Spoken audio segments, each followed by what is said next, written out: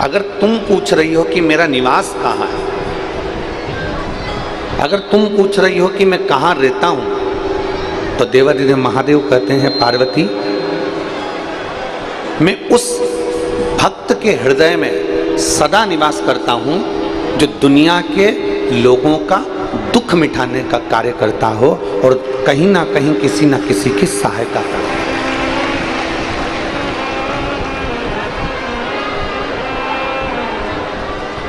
और तेरी कृपा बिना एक भी अणु लेते हैं श्वास तेरी कृपा से बखान क्या करूं मैं राखों के ढेर का, चपटी भगोद में खजाना कुबेर का। हे गंगाधार मुक्ति द्वार ओंकार तू, भोले ओंकार तू, आयो शरण शंभु तार तू। शिव कह रहे हैं, भगवान ओगढ़दानी कह रहे हैं, भगवान शंकर कह रहे हैं, मेरा निवास उस भक्त के हृदय में होता। गला पकड़ रहा है, बहुत खींच के बोलना पड़ रहा है। मेरा निवास उस भक्त के हृदय में होता है जो सदा दुनिया के लोगों के लिए, दूसरे के लिए सहयोग की भावना रखता हो।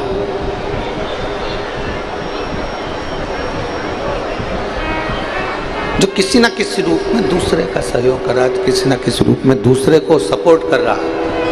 शिव कहते हैं मैं उसके साथ में हूं। देवादिदेव महादेव कहते हैं कि मैं उसके करीब में हूं, उसके साथ में। कल एक भक्त से बात हो रही थी खंडेलवाल जी के यहाँ, जब हम शाम के समय पर मिल रहे थे, तो एक भक्त से बात हो रही थी। तो वो भक्त पूछ रहा था कि अपने बच्चों को, अपने परिवार को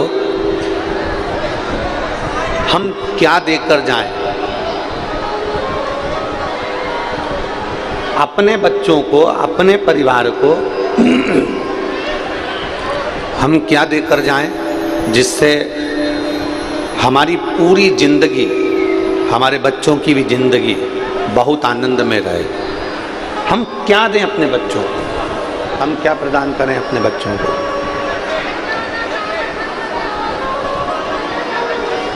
हम अपने बच्चों को दें तो दें क्या। भगवान देवादिदेव महादेव का चरित्र कर रहा है, भगवान शंकर की कथा कर रहा है।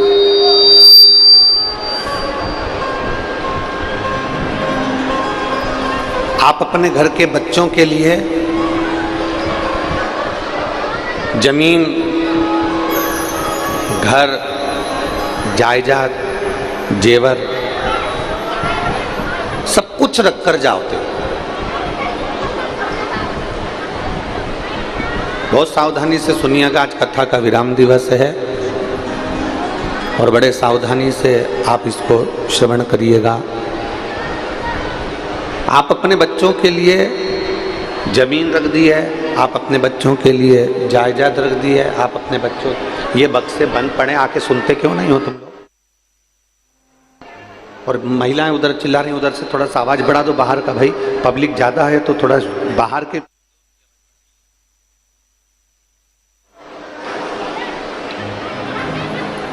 अपने घर के बच्चों के लिए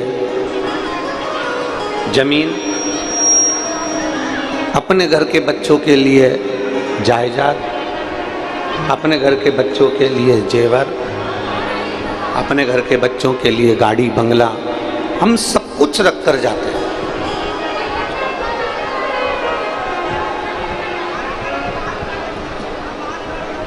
सब कुछ हम रख कर जाते हैं अपने घर के बच्चों के। पर शिव महापुराण की कथा कहती है बच्चों के लिए जमीन रखो मना नहीं है, बच्चों के लिए गाड़ी रखो मना नहीं है, बच्चों के लिए जायदाद रखो मना नहीं है, बच्चों के लिए बंगला और जेवर रखो मना नहीं है। पर शिव महापुराण की कथा कहती है बच्चों के लिए अपने जीवन का करा हुआ थोड़ा सा पुण्य भी रख कर जाना, जिससे इनकी जिंदगी सहजता से चल सके।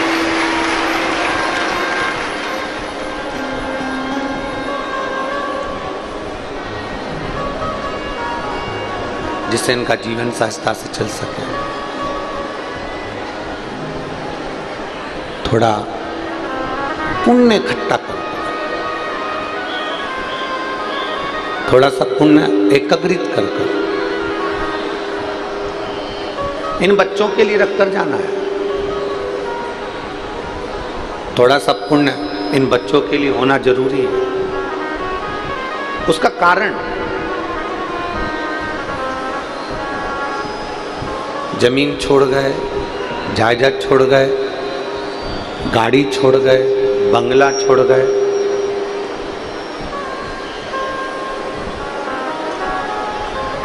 आप जमीन जायदाद गाड़ी बंगला सब कुछ छोड़कर चले गए, सब कुछ, और मालूम पड़े कि आपका पुण्य उन बच्चों के पास में है ही नहीं। मान लो पुण्य है ही नहीं, तो वो जमीन जो तुम छोड़ कर गए हो ना, वो जमीन उसका भोग नहीं कर पाएगा। गाड़ी बंगला छोड़ कर गए हो तो उसका भोग नहीं कर पाएगा।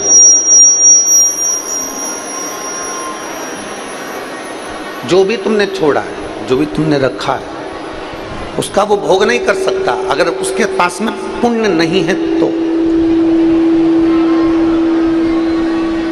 अगर उसके पास में पुण्य नहीं है तो वो उसका भोग नहीं कर पाएगा, वो उसको भोगेगा ही नहीं। जमीन भी कहीं मालूम पड़े किसी ने हड़प ली, जायदाद हड़प ली, जेवर था कोई चुरा कर ले गया, कोई आभूषण था कोई लेकर चले गया। अब तुमने छोड़ा कितना था, तुमने रखा कितना था, तुमने कितना सारा जोड़ जोड़ के रखा और मालूम पड़े उसके पास में पुण्य रूपी पूंजी नहीं थी, पुण्य रूपी आनंद नहीं था, उसके पास में पुण्य नहीं था, तो मालूम पड़े वो सब की सब यहीं रखा की रखा रही। यहां पर सब धरा की धरा रह गया। तो शिव महापुराण की कथा कर रही है कि अपने घर के बच्चों के लिए जमीन रखो, जायदाद रखो, पैसा रखो, दौलत रखो, जेवर रखो, मना नहीं है, पर अपने घर के बच्चों के लिए थोड़ा संस्कार रूपी पुण्य उसके जीवन में रखकर जरूर जाना, जिससे उन सारी वस्तुओं का वो भोग कर सके।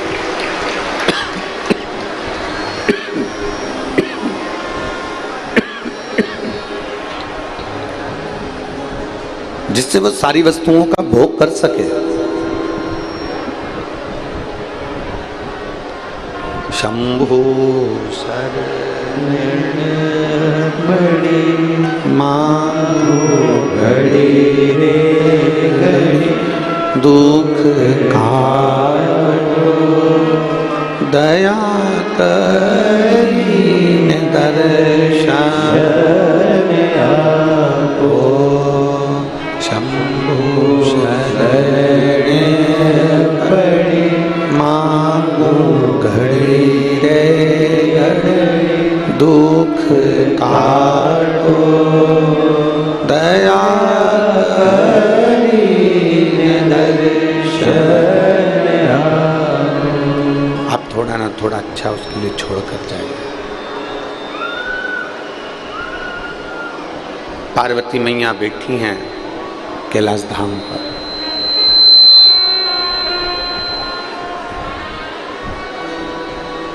और पार्वती मैया कैलाश धाम पर विराजमान है। दो असुर हैं, एक विदल एक उत्पल, दो असुर हैं। एक का नाम है विदल, दूसरे का नाम है उत्पल।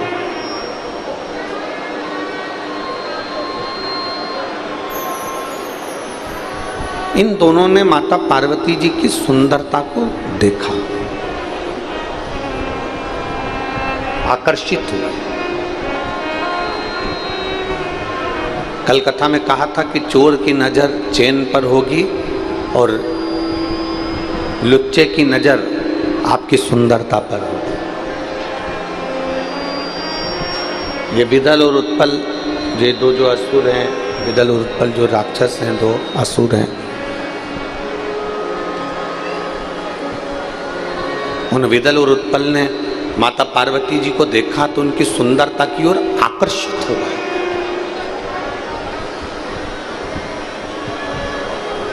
और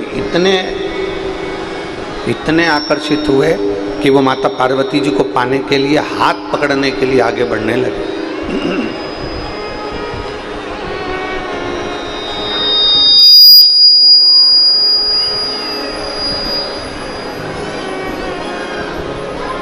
माता पार्वती जी का हाथ पकड़ने के लिए आतुर होने लगे और पार्वती जी ने देखा कि ये विदल और उत्पल दो असुर आ रहे हैं। पार्वती जी देख रही हैं कि ये दोनों असुर सामने से आ रहे हैं और मुझे पाना चाहते हैं, मुझे छूना चाहते हैं, मुझे मेरा हाथ पकड़ना चाहते हैं। ये मेरे पास में आ रहे हैं और मेरा हाथ पकड़ना चाहते हैं। शिव जी के स्मरण में माता पार्वती जी बैठ गई, भगवान शंकर की भक्ति में माता पार्वती जी बैठ गई।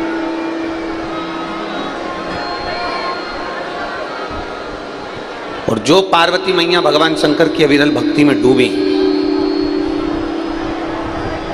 अच्छे कार्य की, श्रेष्ठ कर्म की प्रेरणा मेरा देवाधिदेव महादेव ही देता है। जब इस शरीर के द्वारा, इस आत्मा के द्वारा, इस मन के द्वारा, आप हो, हम हैं, किसी के भी शरीर के द्वारा, आत्मा के द्वारा, मन के द्वारा कोई अच्छा कार्य हो रहा हो ना, बहुत अच्छा कार्य आपके हाथ से हो रहा हो, तो समझ लेना ये प्रेरणा देने वाला कोई दूसरा नहीं, ये देवाधिदेव महादेव ही प्रेरणा दे रहे हैं। जैसे ये पवन जी हैं, विशाल जी हैं, सागर जी हैं, मोनू जी हैं, ये सब जो कथा का आयोजन करा रहे हैं,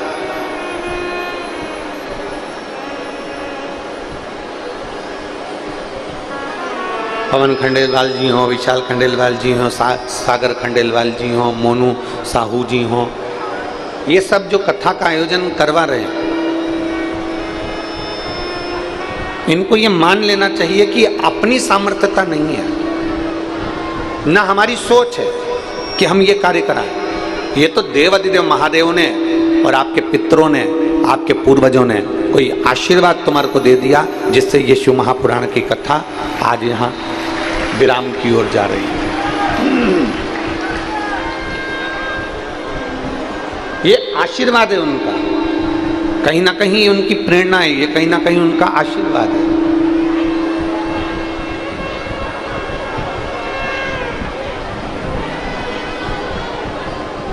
मेरे देवाधिदेव महादेव की कुछ प्रेरणा होगी, मेरे देवाधिदेव महादेव की कुछ कृपा होगी, जो आज हम और आप पवित्र हाटकेश्वर महादेव की इस भूमि पर, अमलेश्वर की इस धरा पर बैठकर शिव महापुराण की कथा सुन रहे हैं। कहीं पुण्य होगा हमारा, कहीं हमारे पूर्वजों का आशीर्वाद होगा, कहीं देवाधिदेव महादेव ने कोई अच्छी बुद्धि, चित्त, प्रेरणा हमको दी है।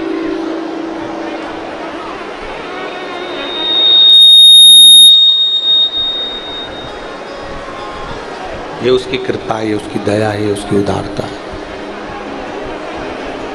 पार्वती मैया ध्यान में बैठी हुई है, माता पार्वती जी ध्यान में लगी हुई है, और माँ जगत जननी माता पार्वती जी अब ध्यान में लगी हैं। शंकर भगवान ने उनको प्रेरणा दे दी। गणेश जी के हाथ में एक अस्त्र होता है एस की तरह, उसको कुंदुक कहते हैं।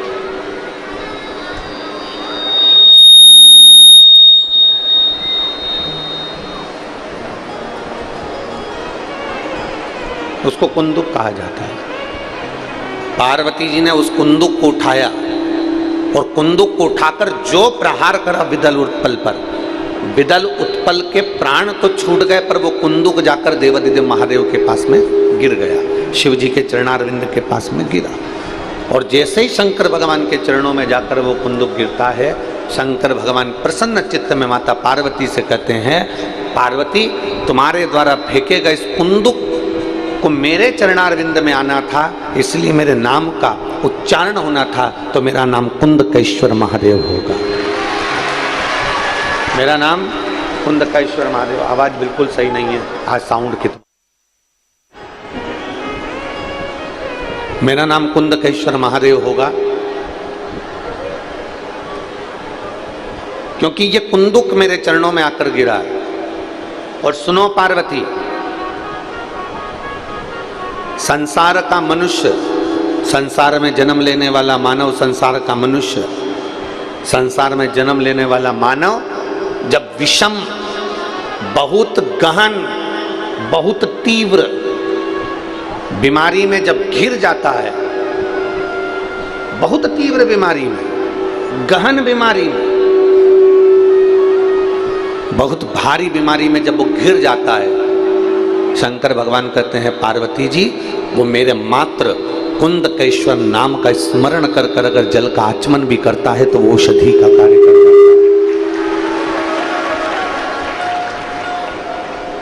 मान लो जल का आचमन भी करा ना उसने, तो वो औषधि का कार्य कर जाता है। एक पत्र है, देखिए,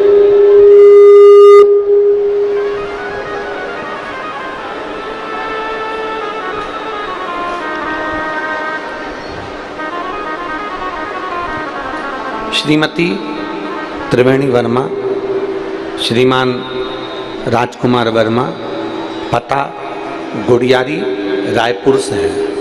कहीं बैठे हो तो हाथ हिला सकते हैं। आप ही हैं? श्री शिवाय नमस्तुभ्यम। आ जाओ, एक बेलपत्र ले जाना, आ जाओ।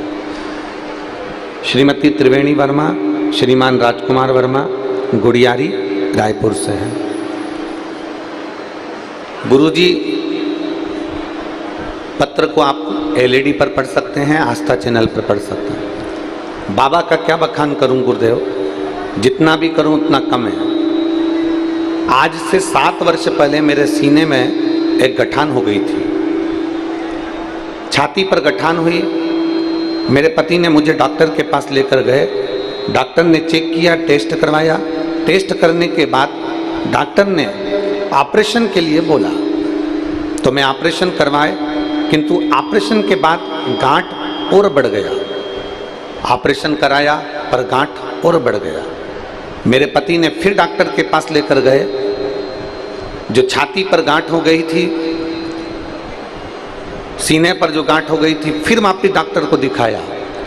डॉक्टर ने कहा ये फिर गांठ हो गई है, इसका फिर ऑपरेशन करना पड़ेगा, परंतु ये गांठ ठीक नहीं होने वाली।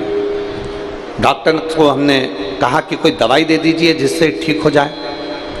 दवाई दी पर गांठ ठीक नहीं हुई। पति ने मुझे 3 डॉक्टरों के पास लेकर गए और डॉक्टरों ने एक ही बात कही कि इसका फिर ऑपरेशन कराइए, और पक्का नहीं है कि ऑपरेशन के बाद गांठ होगी कि नहीं होगी, फिर हो सकती है।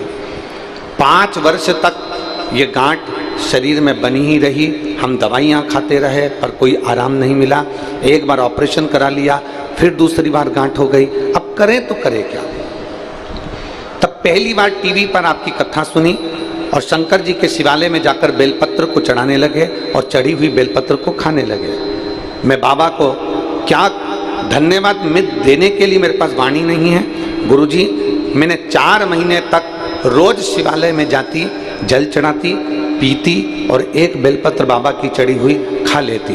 बाबा की ऐसी कृपा हुई, डॉक्टर तो ऑपरेशन का बोल रहे थे दूसरी बार भी, पर मेरे बाबा ने 4 महीने के अंदर ही गांठ को गला दिया। ये मेरे शिव है।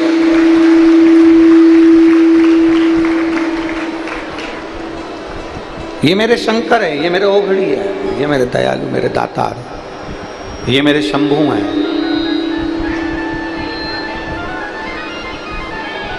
ये ओघड़दानी है।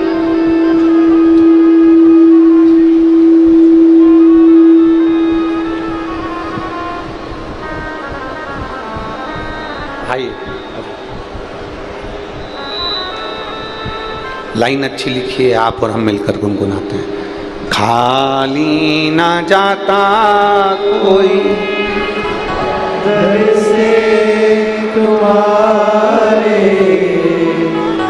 अब ठीक है। न जाता कोई दर से तुम्हारे, खड़ी हो नदी बाहें पसारे, अपने हृदय से लगा लो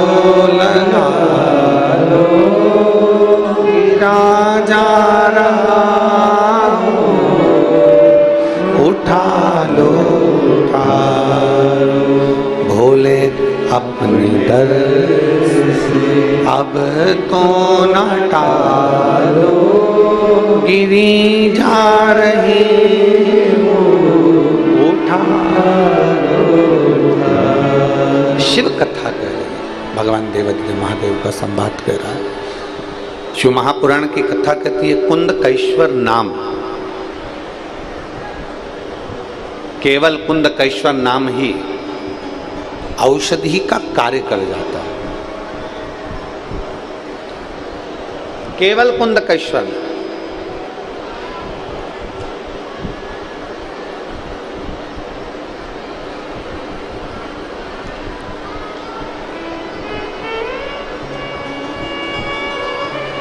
जहां आपको लगे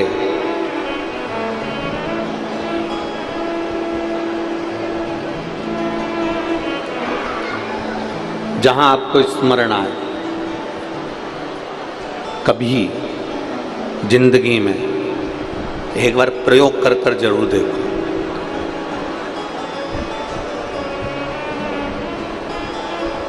कभी जिंदगी में एक बार प्रयोग कर कर जरूर देखो।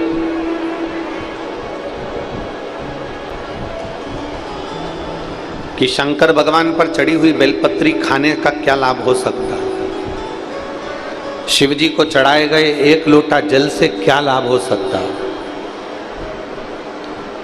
अभी बीच में हमारे शरीर को कष्ट हुआ, चोट लगी, डॉक्टरों के हिसाब से महीने ज़्यादा लगने थे, पर कुंदकेश्वर महादेव का नाम लेकर जल पीना, डॉक्टर जो औषधि दी है उस औषधि को भी कुंदकेश्वर महादेव के नाम से खाना और बेलपत्री का सेवन करना। बाबा की ऐसी कृपा हुई कि कई महीने लगना थे और बाबा की कृपा से 20-22 दिन में बाबा ने खड़ा कर दिया। ये शिव आराधना का फल है।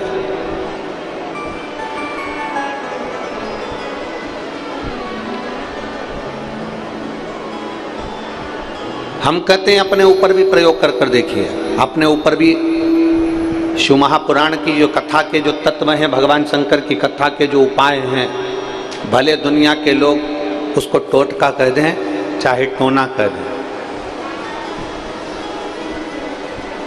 दुनिया के लोग कुछ भी कहें, पर शिव महापुराण का एक एक उपाय आपकी जिंदगी को सार्थकता देता है।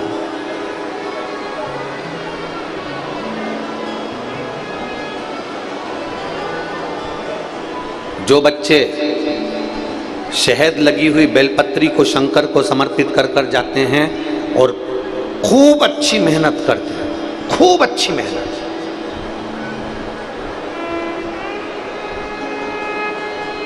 खूब अच्छी पढ़ाई करें, खूब मेहनत करें और आखिरी में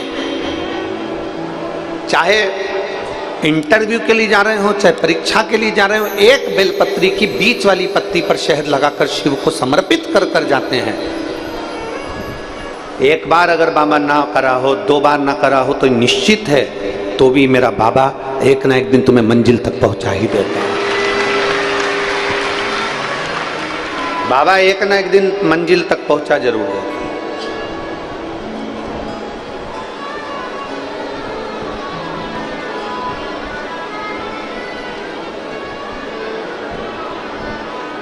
आपकी लगन, आपकी मेहनत और आपका कर्म, ये बहुत जरूरी है। शंकर भगवान ने षडानंद कार्तिकेय जी को और भगवान श्री गणेश जी महाराज को बिठाकर समझाया था कि गणेश सुनो और कार्तिकेय सुनो।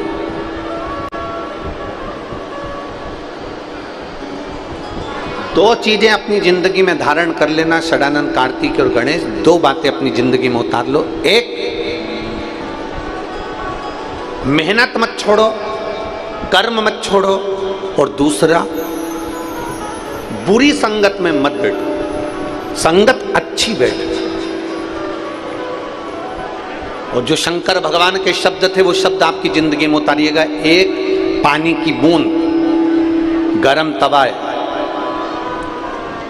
तवा बहुत गरम है जिस पे तुम रोटी सेकते हो, कढ़ाई गरम है, तवा गरम है, बर्तन गरम है। एक पानी की बूंद उस तवे पर डाल दीजिए, एक पानी की बूंद कढ़ाई में डाल दीजिए। गरम कढ़ाई में, गरम तवे पर जब पानी की बूंद गिरती है तो वो पानी की बूंद समाप्त हो जाती है। बोलो सही है कि गलत है? मेरी जीजियों ने तो कई बार तवे पर, कढ़ाई पर पानी डालकर देखा होगा तो वो पानी समाप्त हो जाता है।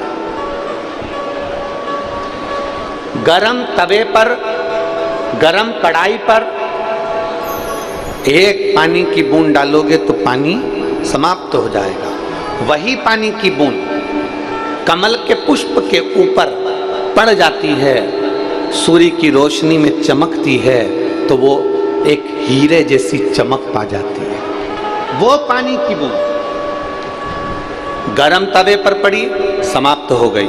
पानी की बूंद कमल के पुष्प पर पड़ी, फूल पर पड़ी, वो चमक गई। और वही पानी की बूंद सीप में पड़ी तो मोती बन गई। वही पानी की बूंद सीप के अंदर गई, मोती बन गई। शिव महापुराण की कथा कहती है ये आपके ऊपर निर्भर करता है कि आप किस संगत में बैठ रहे हो।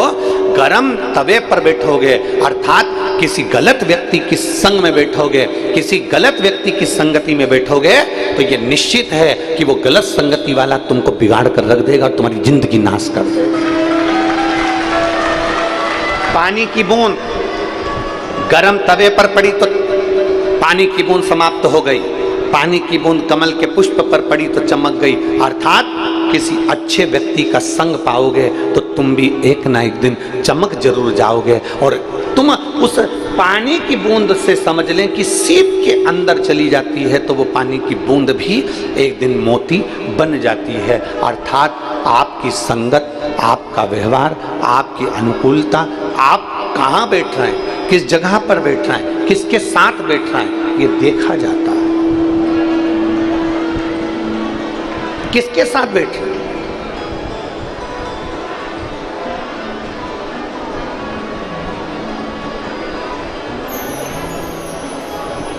जिसके साथ बैठ रहे हो बर्बाद तो नहीं कर रहा है आपको। 3 मित्र व्यक्ति को बर्बाद कर देते हैं, हमने पहले भी कथा में कहा। पहले नंबर का ताली, प्रशंसा करने वाला तुम्हें एक दिन बर्बाद कर देगा। बहुत बढ़िया, दे 2-4 और धर के दे, खूब मार अच्छे से। तेरे में इतनी दम है रे, तेरे पास खूब पैसा है, तेरे पास कमी है क्या? 2-4 को अगर मार भी देगा तो तेरा पिताजी छुड़ा लाएगा। ये प्रशंसा करने वाले, ताली बजाने वाले, प्रशंसा करने वाले एक दिन तुमको खड्डे में लाकर छोड़ देंगे। ताली मित्र, थाली मित्र, होटल में खिलाने वाले एक दिन तुझे बर्बाद कर कर छोड़ देंगे। और तीसरे नंबर पर है प्याली मित्र, एक साथ पीना, जो तुम्हें पीने की भी आदत ना हो और पीने की आदत डाल दें, वो तुमको बर्बाद के सिरे पर लाकर छोड़ देंगे। ये निश्चितता है। आप किसकी जिंदगी जी रहे हो?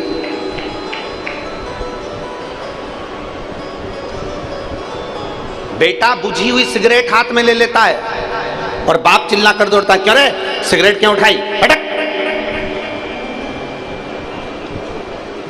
बेटा अगर शराब का, मदिरा का गिलास हाथ में ले ले तो बाप चिल्लाता है, तू मदिरा पिएगा, पटक पटक। हमारा निवेदन है, आप अपने बच्चे को मदिरा पीना नहीं सिखाएंगे, आप अपने बच्चे को सिगरेट पीना नहीं सिखाएंगे, आप अपने बच्चे को गांजा पीना नहीं सिखाएंगे, आप अपने बच्चों को गलत जगह पर जाना नहीं सिखाएंगे। तो सबसे पहली प्रेरणा बाप देता है। अगर बाप गलत काम करेगा तो औलाद भी गलत काम करेगी, निश्चितता।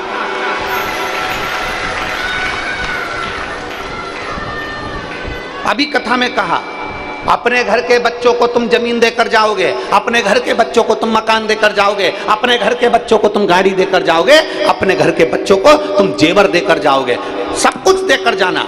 अगर आप अपने बच्चों को संस्कार देकर नहीं गए तो ये बच्चे जितनी जमी जमाई जमीन जायदाद गाड़ी बंगला है ना, एक दिन नशे की हालत में कहाँ सिग्नेचर कर कर आ जाएगा, किसको देकर आ जाएगा मालूम नहीं पड़ेगा, कहाँ बर्बाद कर कर आएगा मालूम नहीं पड़ेगा।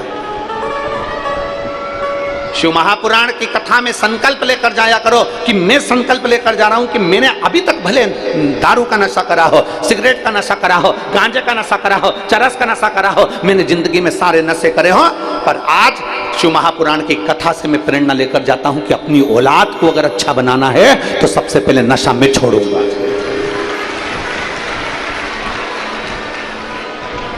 अपनी औलाद को अगर अच्छा बनाना है तो सबसे पहले नशा मैं छोड़ूंगा।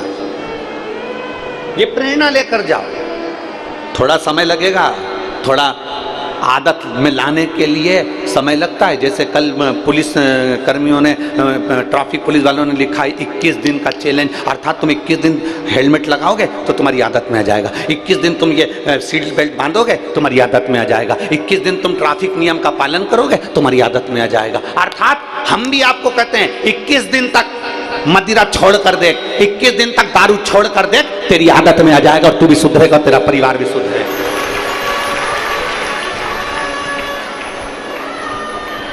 अपने बच्चों को हम गर्त में लेकर जा रहे हैं, अपने बच्चों को हम गलत मार्ग की ओर लेकर जा रहे हैं। आस लगाकर बैठे हैं कि मेरा बेटा मेरी सुनेगा, निवेदन है जरूर सुनेगा अगर आप गलत संगति से परे हो गए तो। बच्चों को जमीन दो, जायदाद दो, गाड़ी दो, बंगला दो, सत्ता दो, सब कुछ दो, पर उसके साथ में उसको संस्कार भी दीजिए। बच्चों को सारी दुनिया की चीज दीजिए पर उसके साथ में आपका पुण्य भी दीजिए।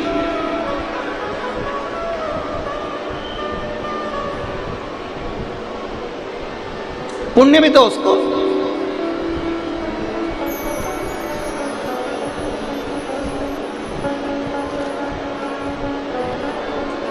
कई लोग कहते हैं जिंदगी में बहुत गम है ना गुरुजी, बहुत दुखी हूं इसलिए मैंने पी ली, बहुत दुखी था इसलिए पी ली, फिर जिंदगी में बहुत खुशी आई तो क्या खुशी में पी ली। गम में तुम्हें मदिरा की दुकान याद आती है, खुशी में तुम्हें मदिरा की दुकान याद आती है। जिस दिन तुम्हें गम में और खुशी में महादेव का मंदिर याद आना चालू हो जाए, समझ लेना कि मेरा घर सुधर रहा है। गम में भी कोई घाटा लग गया, कोई तकलीफ हो गई तो लोगों ने कह दिया मेरे को गम था, मेरा पैसा खा गया इसलिए मैं गम में पी गया ना। गम में भी, तकलीफ में भी अगर तुम्हें शंकर का मंदिर याद आए, और खुशी में भी, आज मेरे बेटे का जन्मदिन है, आज मेरी शादी की सालगिरह है, आज मेरा एंजॉय का दिन है, और खुशी में भी जिस दिन तुम्हें महादेव का मंदिर याद आए, समझ लेना कि तुमने अपने बच्चों को अच्छा संस्कार देना प्रारंभ कर दिया। मेरे गम में और मेरी खुशी में मेरा महादेव मेरे साथ में, मेरे दुख में मेरे सुख में मेरा महादेव मेरे साथ में है। और कोई तुमसे आकर कह दे शंकर के मंदिर जाना छोड़ दो, कोई तुमसे आकर कह दे कि शंकर की कथा में जाना छोड़ दो, कोई तुमसे कह दे कि शंकर के मंदिर में जल चढ़ाना छोड़ दो, इतना याद रखना, जो तुमसे कहे कि मंदिर जाना छोड़ दो, सबसे पहले उसके घर पर जाना छोड़ देना, उसके मुख देखना छोड़ देना और उसका पास जाना छोड़ देना।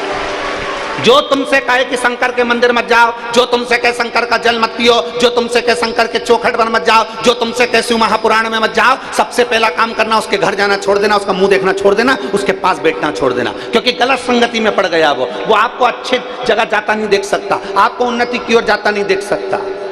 ये दुनिया बड़ी विचित्र है जी। सावधान रहना मेरे अमलेश्वर वालों, सावधान रहना। दुकानों पर जाओगे ना, कोई तुम्हें टोकने वाला नहीं होगा, मॉल में घूमोगे ना कोई तुम्हें टोकने वाला नहीं होगा, विदेश में घूमोगे ना कोई तुम्हें टोकने वाला नहीं होगा, फिल्म देखने जाओगे ना कोई तुम्हें टोकने वाला नहीं होगा, गलत काम करोगे ना कोई तुम्हें टोकने वाला नहीं होगा। पर मंदिर जाना चालू करोगे तो 10 लोग टोकने वाले मिलेंगे, 10 लोग मिलेंगे तुम्हें टोकने वाले। तुम मदिरा पीने जाओ कोई नहीं टोकेगा, गलत काम करने जाओ कोई नहीं टोकेगा, टाकीज में फिल्म देखने जाओ कोई नहीं टोकेगा, तुम गलत काम करो तुम्हें कोई नहीं टोकेगा। पर अगर तुम अच्छा काम करना चालू करोगे, रोज कथा सुनने जाओगे, रोज मंदिर में जल चढ़ाने जाओगे, तो दुनिया के लोग तुम्हें टोकना चालू कर देंगे। ये चली सती सावित्री, ये चली सियोर वाला गुरुजी की चेली, ये चली भगवान का भजन करने वाली, दिन भर मंदिर में बैठी रहती है। लोग टोकना चालू करेंगे कि दुनिया की आदत है, आप गलत काम करो कोई नहीं टोकेगा। और खुश होंगे, अच्छा है खूब पी और पी, तेरे बाप के पास इतनी दौलत है, बर्बाद कौन करेगा, तू ही तो करेगा, और पी और पी और पी। ये दुनिया है।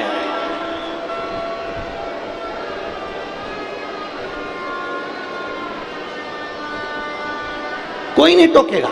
फिल्म देखने जाओ, बोला ईमानदारी से बोला, आप लोग कभी टाकीज में गए हो फिल्म देखने के लिए, किसी ने टोका तुमको कि फिल्म मत देखा करो, फिल्म मत जाया करो? आप लोग रायपुर में बड़े बड़े मॉल में घूमने के लिए जाते हो, उस मॉल में किसी ने टोका? या मॉल में काय को आते हो, मॉल में मत जाया करो, दुकान पर मत आया करो, कोई ने टोका? टोकेंगे तो केवल एक बात के लिए टोकेंगे, क्या करोगे कथा में जाके, गर्मी बहुत तेज पड़ रही है, धूप बहुत तेज पड़ रही है, बहुत ऐसा हो रहा है, क्या करोगे कथा में जाकर, क्या करोगे मंदिर जाकर? मंदिर जाने की कोई अपनी उम्र है? जब बुढ़े हो जाएंगे जब मंदिर जाएंगे, बुढ़े हो जाओगे तो हाथ कांपेंगे, नेत्रों से दिखाई नहीं देगा, पूरा की पूरा सोफा सेट निकल जाएगा,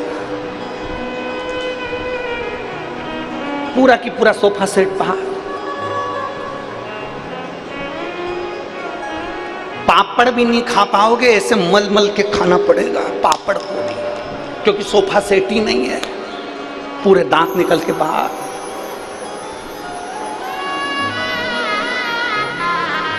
और दाल और बाटी तो भूल ही जाओ, फिर सोफा सेट ही नहीं, क्या करोगे? देखिए, half set, full set, dinner set, drawing set, sofa set, और मालूम पड़े घर में आदमी अपसेट, क्या करेगा वो सेट? पत्नी से पूछो कि उसके गले में सोने का हार अच्छा लगता है क्या? पत्नी एक ही बात कहेगी, ये सोने का हार जब शोभा देगा जब मेरा पति गलत संगति से बाहर होगा, तो सोने का हार भी मेरे गले में शोभा देगा। क्या मेरे हाथ में ये सोने की चूड़ियां शोभा देगी, हीरे रतन माणिक मोती की चूड़ियां शोभा देगी? नहीं, शोभा जब देगी जब मेरे पति पर कोई उंगली ना उठाए, कोई मेरे पति को नशेला गंजेड़ी भंगेड़ी आप शब्द ना कहे। मेरा पति जब श्रेष्ठ हो जाए तो मेरे हाथ में हीरे की चूड़ियां भी शोभा देती हैं, मेरे गले का हार भी शोभा देता है। पत्नी से पूछो। इसलिए निवेदन है मेरा आप सबसे मत बुरे कर्म कर बंदे वरना पछताए, भगवान की आंखों से तू बच नहीं पाएगा, तू बच नहीं पाएगा।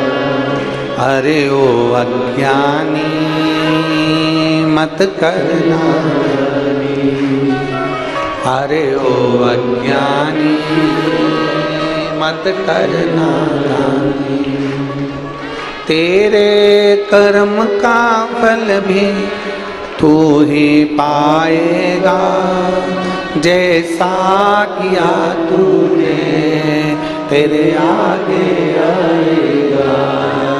मत बुरे कर्म कर बंदे वरना पछताएगा, भगवान की आंखों से तू बच नहीं पाएगा, तू बच नहीं पाएगा।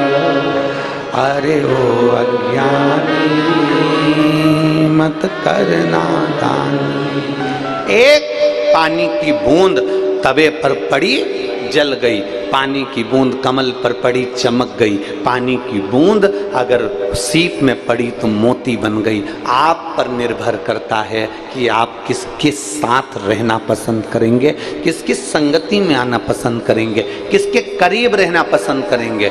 जो आपको सतमार्ग बताएगा ना, वो दोस्त भी अच्छा नहीं लगेगा आपको।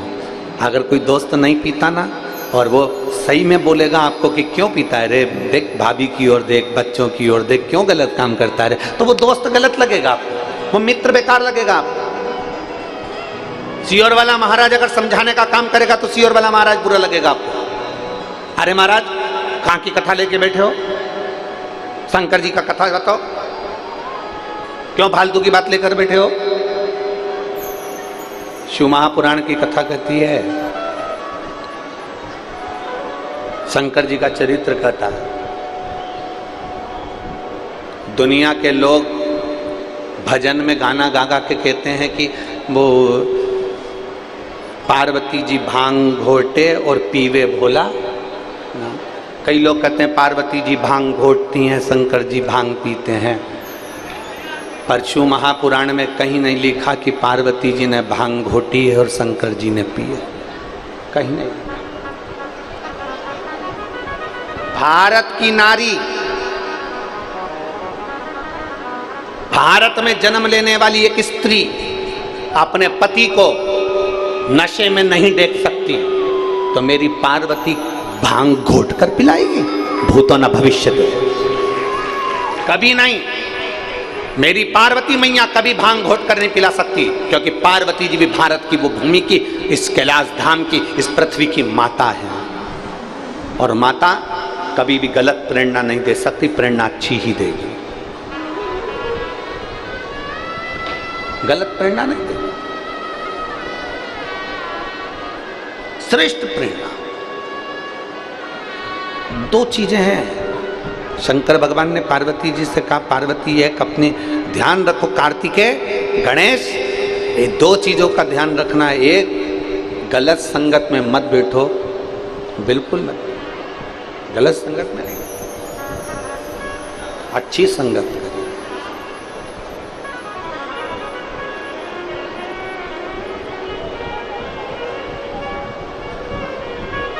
और सत्संगति से प्यार करना सीखो जी, इस देह का उद्धार करना सीखो जी। ये मानव का शरीर मिला है ना, इसका उद्धार कैसे होगा, कैसे? कोई किसी को याद नहीं रखता महाराज, कोई किसी को याद।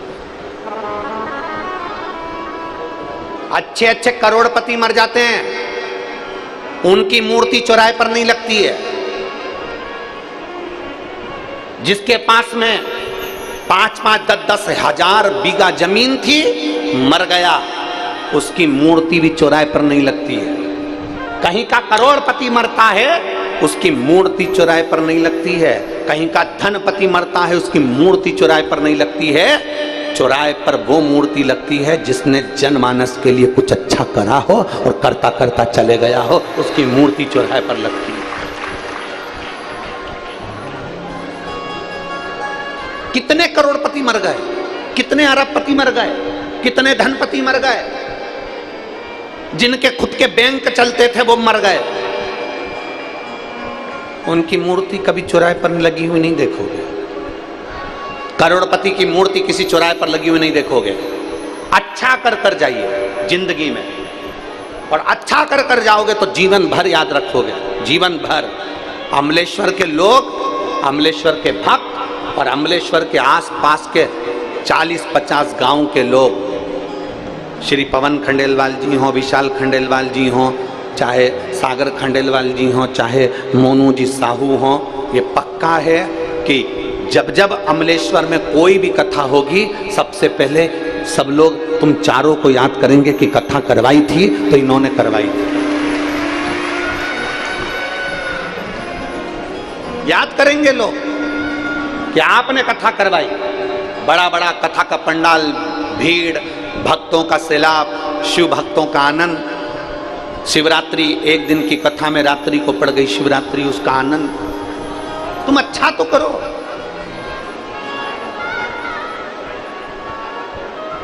कुछ अच्छा करिए।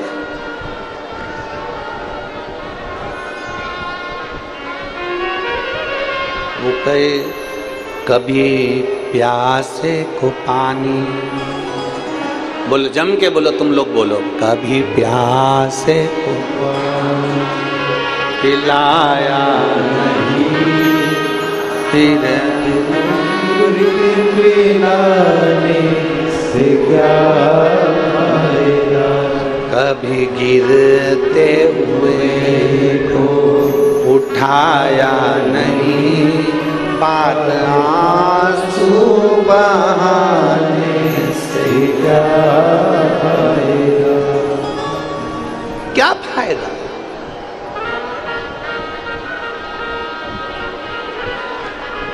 क्या लाभ?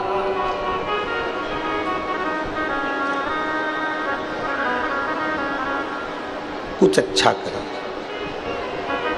शिव महापुराण में 7 दिन की कथा या 5 दिन की कथा तुम्हारे नजदीक में 200-300 किलोमीटर के दायरे में भी अगर शिव महापुराण की कथा हो रही है और तुम्हें सूचना मिल जाए कि ये लाखों भक्त आए हैं, अपनी तिजोरी में से थोड़ा सा धन निकालना, प्यासों के लिए पानी की व्यवस्था करना और कुछ ना कुछ इनका मुंह झूठा कराने की व्यवस्था करना, क्योंकि तिजोरी में तो धन पड़ा की पड़ा रह जाएगा, पर जो धन का पुण्य तुम बना कर जाओगे, ये पानी पिलाना, किसी को भोजन कराना। एक लोगों ने खिचड़ी, कल हम देख रहे थे, कल गाड़ी में जा रहे थे, वो सागर भैया हमको गाड़ी से लेकर जा रहे थे, सागर खंडेलवाल जी, तो हमने कल स्मरण किया,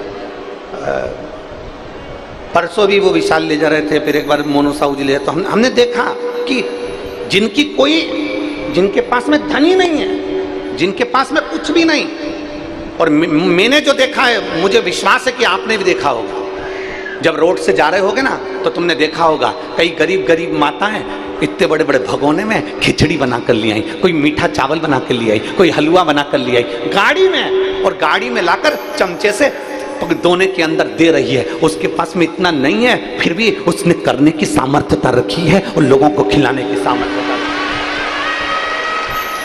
और कई अमलेश्वर, रायपुर, दुर्ग, छत्तीसगढ़ में कई ऐसे भी सेठ होंगे जिनकी खूब राइस मिल चल रही होगी और चावल का एक दाना खिलाने की जान से निकल जा रहा होगा, पर खिला नहीं पा रहा होगा। कई ऐसे भी होंगे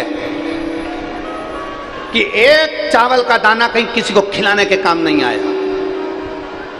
कई ऐसे कई गरीब साधारण गाड़ियां जिनका स्वरूप देख लो तो तुम कहो कि ये खिला सकती है, ये खिला सकती है।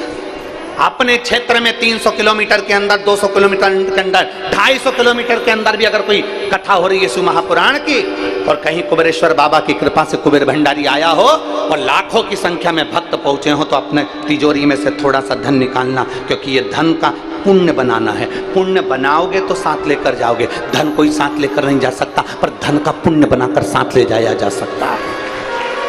धन का पुण्य बनाइए।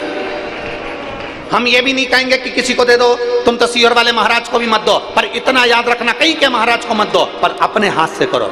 कल हमने वो देखा तो हमने वो उसको सागर को कहा कि सागर खंडेलवाल जी को कि सागर भैया ये गाड़ी थोड़ा स्लो करो। उनने गाड़ी स्लो करी। हमने देखा कि उनके घर के बाहर एक प्याऊ लगा था, तो प्याऊ लगा तो पूछना हमने ये बात कही कि नहीं, तो हमने कहा कि ये प्याऊ अभी कार्यक्रम के लिए लगा है कि पहले से लगा है। तो वो सागर भैया बोलते नहीं गुरुजी, यहाँ तो प्याऊ पापा का बड़ा मन रहता, मम्मी का तो ये चलता ही रहता है। हमने उनको कहा साधुवाद है आपको, कम से कम जनमानस की प्यास बुझाने के लिए आपने एक प्याऊ तो लगा रखा है।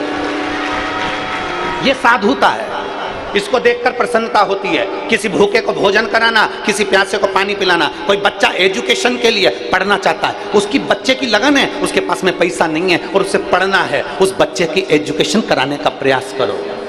कभी कोई हमसे आकर पूछे कि सीहोर वाले महाराज तुमको इतना लोग दान करते हैं, तुम्हारा धन कहाँ जाता है, आकर देखना गौशाला में, आकर देखना वृद्धों की सेवा में। और कभी आप ऑफिस में जाकर पूछना कि एक रजिस्टर बताओ जिस रजिस्टर में छोटे छोटे बच्चे जो पढ़ना चाहते हैं उनकी एजुकेशन का, उनका कॉलेज, उनका स्कूल का फीस भी बिटले सेवा समिति जमा कर देती है।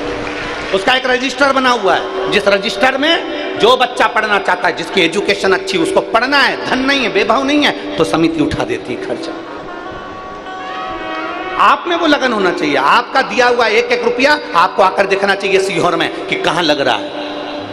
आपके धन पे, आपकी पूंजी को आप सबके लिए रखो, पर मना नहीं। उसमें से थोड़ा सा कोई बच्चा पढ़ना चाहता है, अपने गांव का है, अपने मोहल्ले का है, उसके पास धन नहीं है, तुम पढ़ाओ। अपने बच्चे को पढ़ा कर देखना और दूसरे के बच्चे को पढ़ा कर देखना। अपना बच्चा एक बार मुंह चला देगा, पर दूसरे का बच्चा जो पढ़कर बाबू बन जाएगा मुंह कभी नहीं चलाएगा, तुम्हारा सम्मान करेगा,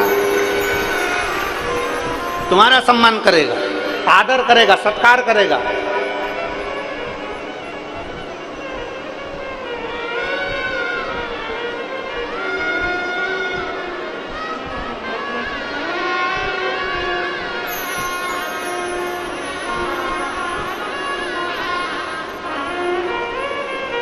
एक ट्रक के पीछे लिखा था, एक ट्रक के पीछे लिखा था, कर भला तो। आप लोगों ने भी पढ़ा है, हम समझे ट्रक के पीछे, हम नहीं पढ़ा। जम के बोलो, क्या लिखा था? कर भला तो हो भला, अच्छा करिए, अच्छा मिलेगा, सत्कर्म करिए, सत्कर्म श्रेष्ठ करिए। और ये श्रेष्ठ करने की प्रेरणा कोई दूसरा नहीं देगा। अच्छा करने की प्रेरणा घर की नारी दे सकती है। पत्नी अपने पति से कहे, सुनो, अपने नगर में कथा हो रही है, जाओ 2-4 पानी के केरिड लो और बटवा दो। तो पति मना भी करे तो पत्नी को प्रेरणा देना चाहिए। कारण, क्योंकि वो पत्नी नहीं है, वो धर्म पत्नी है। पत्नी में और धर्म पत्नी में जमीन आसमान का अंतर होता है। पत्नी पति को पतन के रास्ते पर ले जाती है और धर्म पत्नी पति को धर्म के पथ पर लेकर जाती है। प्रेरणा पत्नी दे, धर्म पत्नी दे। दुकान पर कौन बैठता है? पत्नी की पति। जम के बोलो जल्दी से, अरे बोलो तो। पति। कमाने कौन जाता है? पति। खेती में कौन कर रहा है? पति। अब दुकान चला रहा है तो दुकान पर दिन भर, ईमानदारी से बोलो, साबुन की टिकिया 12 रुपए की बिक रही है 20 रुपए की, तो वो 20 रुपए की बेच रहा है तो थोड़ा ना थोड़ा तो उसके मुंह से झूठ निकल रहा है ना, थोड़ा ना थोड़ा झूठ तो निकल रहा है। पति दुकान पर बैठेगा तो मुख से झूठ जरूर निकलेगा। ऐसा कोई संसार का व्यक्ति नहीं जो झूठ ना बोला हो। अगर दुकान पर बैठे हो, ऑफिस में काम कर रहे हो, नौकरी कर रहे हो, सर्विस कर रहे हो, तो एक ना एक बार कमाने के लिए तुम्हारे मुख से झूठ जरूर निकलता है। झूठ निकलता है तुम्हारे मुंह से। कमाते कौन हो तुम, लाते कौन हो तुम। लाकर पैसा किसको देते हो? पत्नी को। पत्नी चाहे तो पति को प्रेरणा दे कि तुम्हारी कमाई में से 1 रुपया निकाल कर सत्कर्म में लगाना। क्योंकि यहाँ शास्त्र की रीति कहती है, गरुड़ पुराण कहती है कि पति का प्राण भी छूटता है, ऊपर जाता है, यम की कैद में पड़ता है, तो यमराज उसको त्राण देता है, भुगताता है। तो वो रोता है, कहता है मैंने तो अपनी पत्नी के लिए कमाया था, अपने बच्चों के लिए कमाया था, मैंने तो परिवार के लिए कमाया था, मेरे माता पिता के लिए कमाया था, मेरे भाई बंधु के लिए कमाया था। मुझे अकेले को तुम नरक पटक रहे हो। मेरी पत्नी को भी नरक पटको, मेरे बच्चों को भी नरक पटको, मेरे माता पिता को भी नरक पटको, मेरे परिवार वालों को भी नरक पटको, मेरी बहनों को भी नरक पटको, क्योंकि उनने भी तो मेरा हिस्सा खाया है। इतने में धर्मराज कहता है, झूठ तू बोला, कपट तू करा, बेईमानी तू करा। तेरी पत्नी और बच्चे ने कभी नहीं कहा कि तू झूठ बोलकर कमाना, कपट कर कर कमाना। बेईमानी तूने करी, छल तूने करा, कपट तूने करा, तो भोगेगा भी तू, ना पत्नी ना बच्चे, कोई नहीं भोगेंगे। भुगतना तुझे अकेले को पड़ेगा।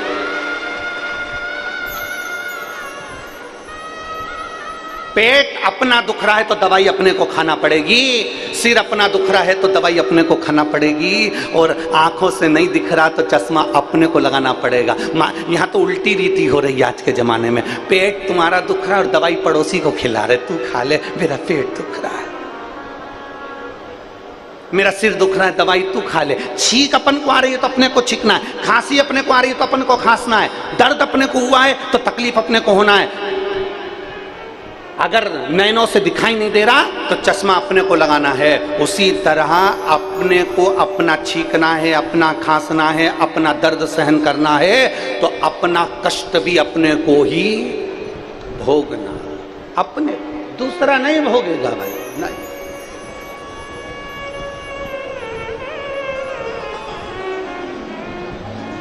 अरे देख लिया संसार हमने देख लिया, सब मतलब के यार हमने देख लिया। झूठे नाते झूठे रिश्ते, झूठे नाते झूठे रिश्ते, अरे झूठा है संसार हमने देख लिया, सब मतलब के यार हमने देख लिया। ये प्रेरणा अपने को देना। कोकड़ी में हमने कथा करी, फिर एक वो कल आए थे अग्रवाल जी, उनके हमने कथा करी, तो वो कल मिलने आए, कोकड़ी वाले भी कल मिलने आए, हाले कोसा वाले दिनेश जी भी कल मिलने आए, सब मिलने आए। सबके मुंह पे एक बात, गुरुजी कथा दे दो, गुरुजी हमको कथा दो। अग्रवाल जी बोले गुरुजी हमको कथा दो। हमने कहा भी तो करी थी तुम्हारे यहाँ भी थी हल्दी कथा का क्या काम, कोकड़ी वालों से काम तुमने भी तो कराई जयसवाल जी, फिर कथा कहे गुरुजी बस ये ललक है भगवान की भक्त हो, शरीर के द्वारा कुछ अच्छा हो जाए, कुछ अच्छा। सब्र और कद्र दो चीजें हैं। जम के बोलो क्या क्या, आवाज नहीं आई, फिर से बोलो। सब्र और दूसरी कद्र। अगर आपके पास में धन नहीं है, तकलीफों की जिंदगी चल रही है, तो शिव महापुराण की कथा कहती है थोड़ी सब्र करना, थोड़ा धैर्य रखो, शांति रखो। कोई जल्दी बनता है, कोई लेट बनता है, शिव को जल चढ़ाने वाला एक दिन सेठ जरूर बनता है, एक दिन सेठ जरूर बनेगा। थोड़ा सब्र रखना, इंतजार करना, भटकना मती। लोग कहेंगे हमारे पास चल, वो बाबा जी के पास चल, ऐसी भभूति फेंकेगा और हंडा सोने का निकाल कर दे देगा। नहीं, अगर ऐसा बाबा कहीं का होता सोने का हंडा निकालने वाला, तो सबसे पहले अपना भंडारा भर लेता, फालतू के लफड़े में पड़ता ही नहीं।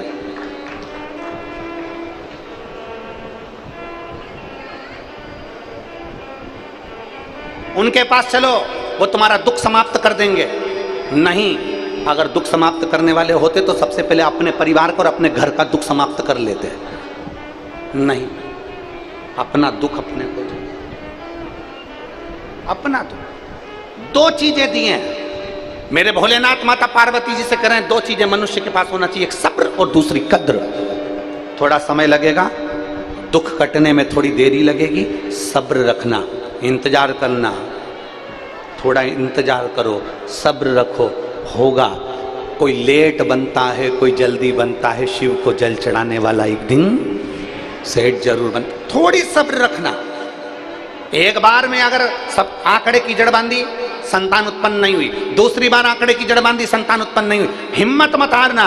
मेरे भोलेनाथ जी के दरवाजे पर लोटा भर के जल चढ़ाते रहना, उसके दरवाजे जाते रहना, जब तक वो तेरी गोदी नहीं भरे तब तक उसका दरवाजा मत छोड़, छोड़ो ही मत इसका दरवाजा। यहां एक पत्र देखिए,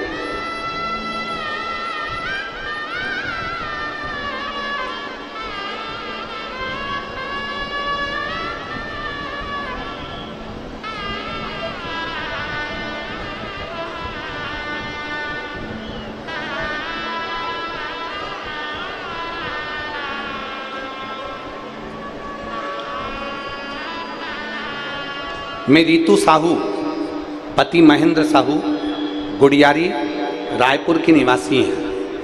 कहीं बैठे हो तो हाथ हिला सकते हैं। रीतू साहू, पति महेंद्र साहू, गुड़ियारी, रायपुर के निवासी हैं। मेरा मोबाइल नंबर ये है, कहीं बैठी हो तो हाथ हिला सकती हैं। गुरुदेव, एक लोटे जल का मैं क्या वर्णन करूं उसका, और सीहोर के रुद्राक्ष का मैं क्या बखान करूं। 1 जून 2023 को मेरा बेटा भावेश साहू, जो अभी 4 वर्ष का है, उसे मेरे पड़ोसी की बेटी ने खेल खेल में एसिड पिला दिया। मेरे 4 वर्ष के बच्चे को, भावेश साहू को, पड़ोसी की बेटी ने खेल खेल में एसिड पिला दिया। एसिड पिलाते से ही मेरे बच्चे की आहार नली जल गई और हम उसको तुरंत हॉस्पिटल लेकर गए। हॉस्पिटल में 1 महीना तक रायपुर के एम्स हॉस्पिटल में वो पड़ा रहा। डॉक्टरों ने कह दिया ये बच्चा बचेगा नहीं, इस बच्चे के बचने के केवल 20% चांसेस के सिवा ये बच्चा नहीं बचेगा।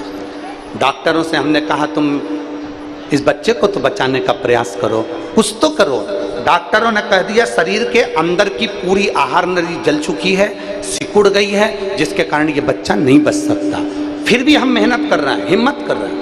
एम्स हॉस्पिटल के डॉक्टरों ने उसको फिर मेहनत करना प्रारंभ करी, पर आखिरी में 1 महीने बाद भी डॉक्टरों ने जवाब दे दिया कि बच्चा नहीं बचेगा, इसकी कोई जवाबदारी नहीं। हॉस्पिटल में पोछा लगाने वाली एक आई ने कह दिया कि शंकर को जल चढ़ा और उससे प्रार्थना कर, जब वो दुनिया का विष पी सकता है तो तेरे बच्चे का भी विष पी सकता है। मैंने सीहोर वाले महाराज के मुंह से सुना है। पोछे वाली बाई ने हॉस्पिटल में कहा, दौड़कर मैं मंदिर गई, शंकर जी पे जल चढ़ाकर उसका जल लाई, बेलपत्र लाई, बेलपत्र डॉक्टर से पूछकर उसके पलंग के अंदर रख दिया और उसका जल उसके शरीर से लगा दिया। गुरुदेव 1 महीने तक बच्चे ने आंख नहीं खोली थी, जल और बेलपत्र का प्रयोग करा, 20 मिनट के बाद बच्चे ने आंख खोल दी थी। गुरुदेव 20 मिनट के बाद बच्चे ने आंख खोल दी। मैंने पशुपतिनाथ का व्रत करना प्रारंभ करा। डॉक्टर के हिसाब से आहार नली पूरी जल चुकी थी तो बच्चा कुछ खा नहीं सकता था। बच्चे को केवल पानी भी नली से दिया जाता था, लिक्विड भी नली से दिया जाता था।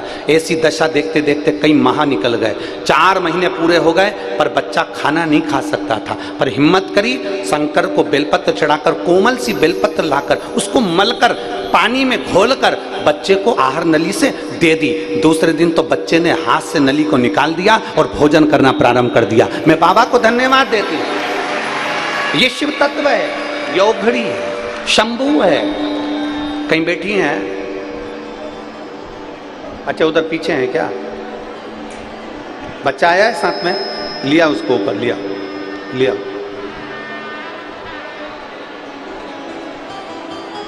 डॉक्टर कहते हैं कि जिस एसिड को इसको पिलाया गया है उसके बाद बच्चा जिंदा नहीं रह सकता। पर ये तो गजब हो गया कि तुम्हारा बच्चा खाने भी लगा और बोलने भी लगा और बैठने भी लगा। ये शिव तत्व है, ये शंभू है, औघड़ी है शिव। और खाली न जाता कोई दर से तुम्हारे, खाली न जाता कोई दर से तुम्हारे, मैं भी खड़ी हूँ पाने पधारे, अपने हृदय से लगा लो गिरा जा रहा हूँ, उठा लो भोले अपने दर से, अब तो ना टालो, गिरी जा रही हूँ, उठा लो। विश्वास प्रबल करिए, भरोसा प्रबल करिए। और जब विश्वास भरोसा दृढ़ी होता है, जब विश्वास भरोसा दृढ़ी हो जाए, पक्का हो जाए, समझ लेना मेरा महादेव तुम्हारे पास में खड़ा हुआ है।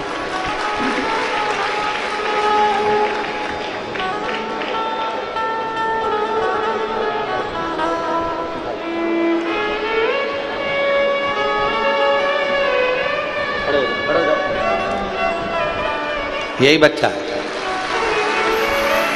जिसको एसिड पिला दिया गया था और आहार नली पूरी जल चुकी थी, जिसके बचने के भी चांस नहीं थे। शिव मंदिर में जाना, जल चढ़ाना, बेलपत्र लाना, ये शिव की कृपा है।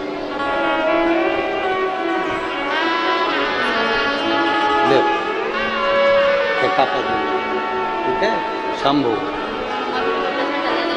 बाबा का बेलपत्र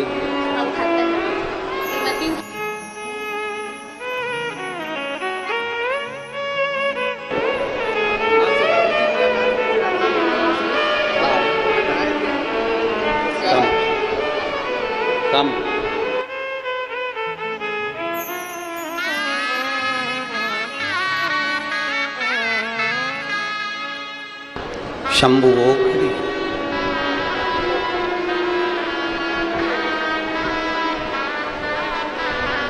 और रिश्ता तेरा मेरा सबसे है प्यारा, रिश्ता तेरा मेरा सबसे प्यारा।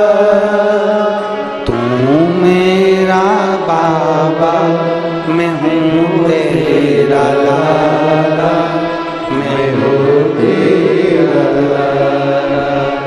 तू मेरा बाबा, मैं हूँ तेरा लाला, मैं हूँ तेरा लाला। शिव तत्व को पहचान, उसको पहचानोगे तो जीवन। भगवान देवादिदेव महादेव अगर संपदा दे दे, धन दे दे, वैभव दे दे, तो सबकी कद्र करो, सम्मान दीजिए, सबका आदर करिए, सबका सत्कार करिए, सबका।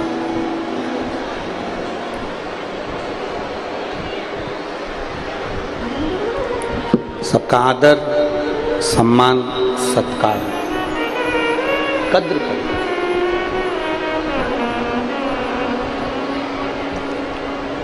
विदल और उत्पल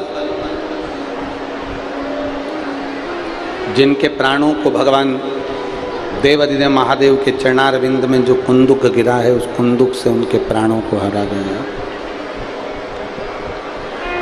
शिव जी का नाम कुंदकेश्वर महादेव पड़ गया। बोल कुंदकेश्वर महादेव की जय। भगवान शंकर कुंदकेश्वर महादेव पड़ गए।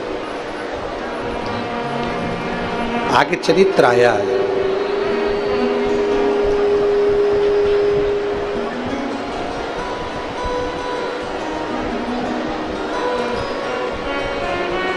देवता और राक्षसों ने मिलकर मंथन किया,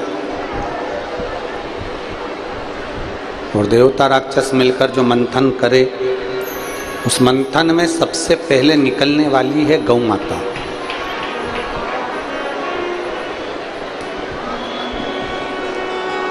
मंथन में सबसे पहले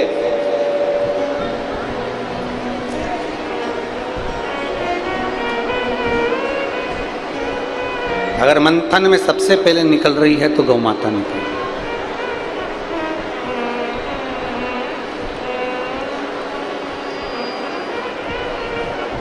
उसका कारण,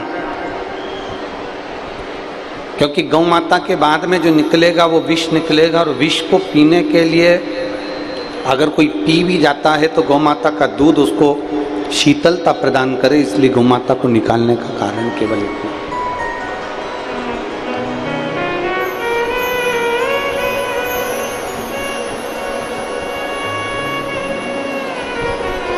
आज जो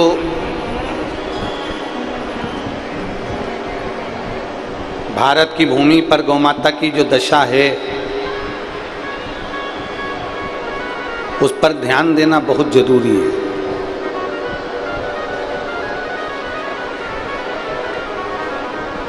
छत्तीसगढ़ की एक कथा में हमने कहा था,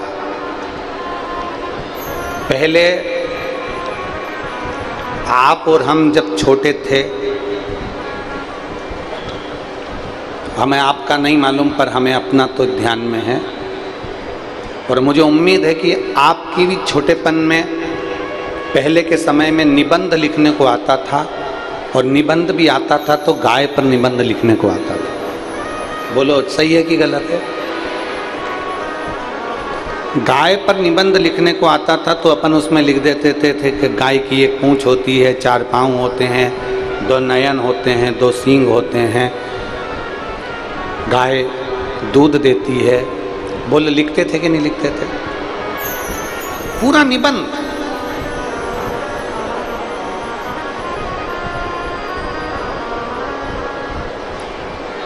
भारत की भूमि पर पहले के पाठ्यक्रम में गौ माता के लिए निबंध लिखने को आता था, पर आज के समय में गौ माता पर निबंध नहीं आता। हमारा तो अगर ये आवाज समय की अवस्था में माननीय राष्ट्रपति जी से माननीय प्रधानमंत्री जी तक अगर पहुँचे तो उनसे केवल इतना ही निवेदन रहेगा कि आने वाला समय गौ माता की जो दुर्दशा हो रही है इसको बचाने के लिए गौ माता को राष्ट्र माता घोषित करा जाए।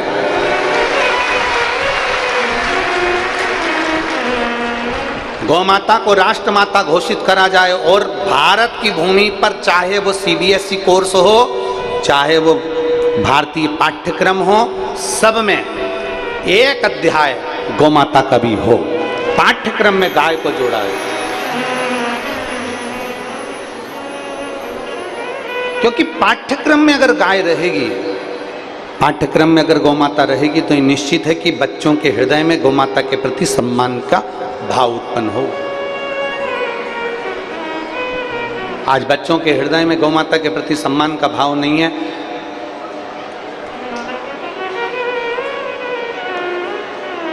जिस भूमि पर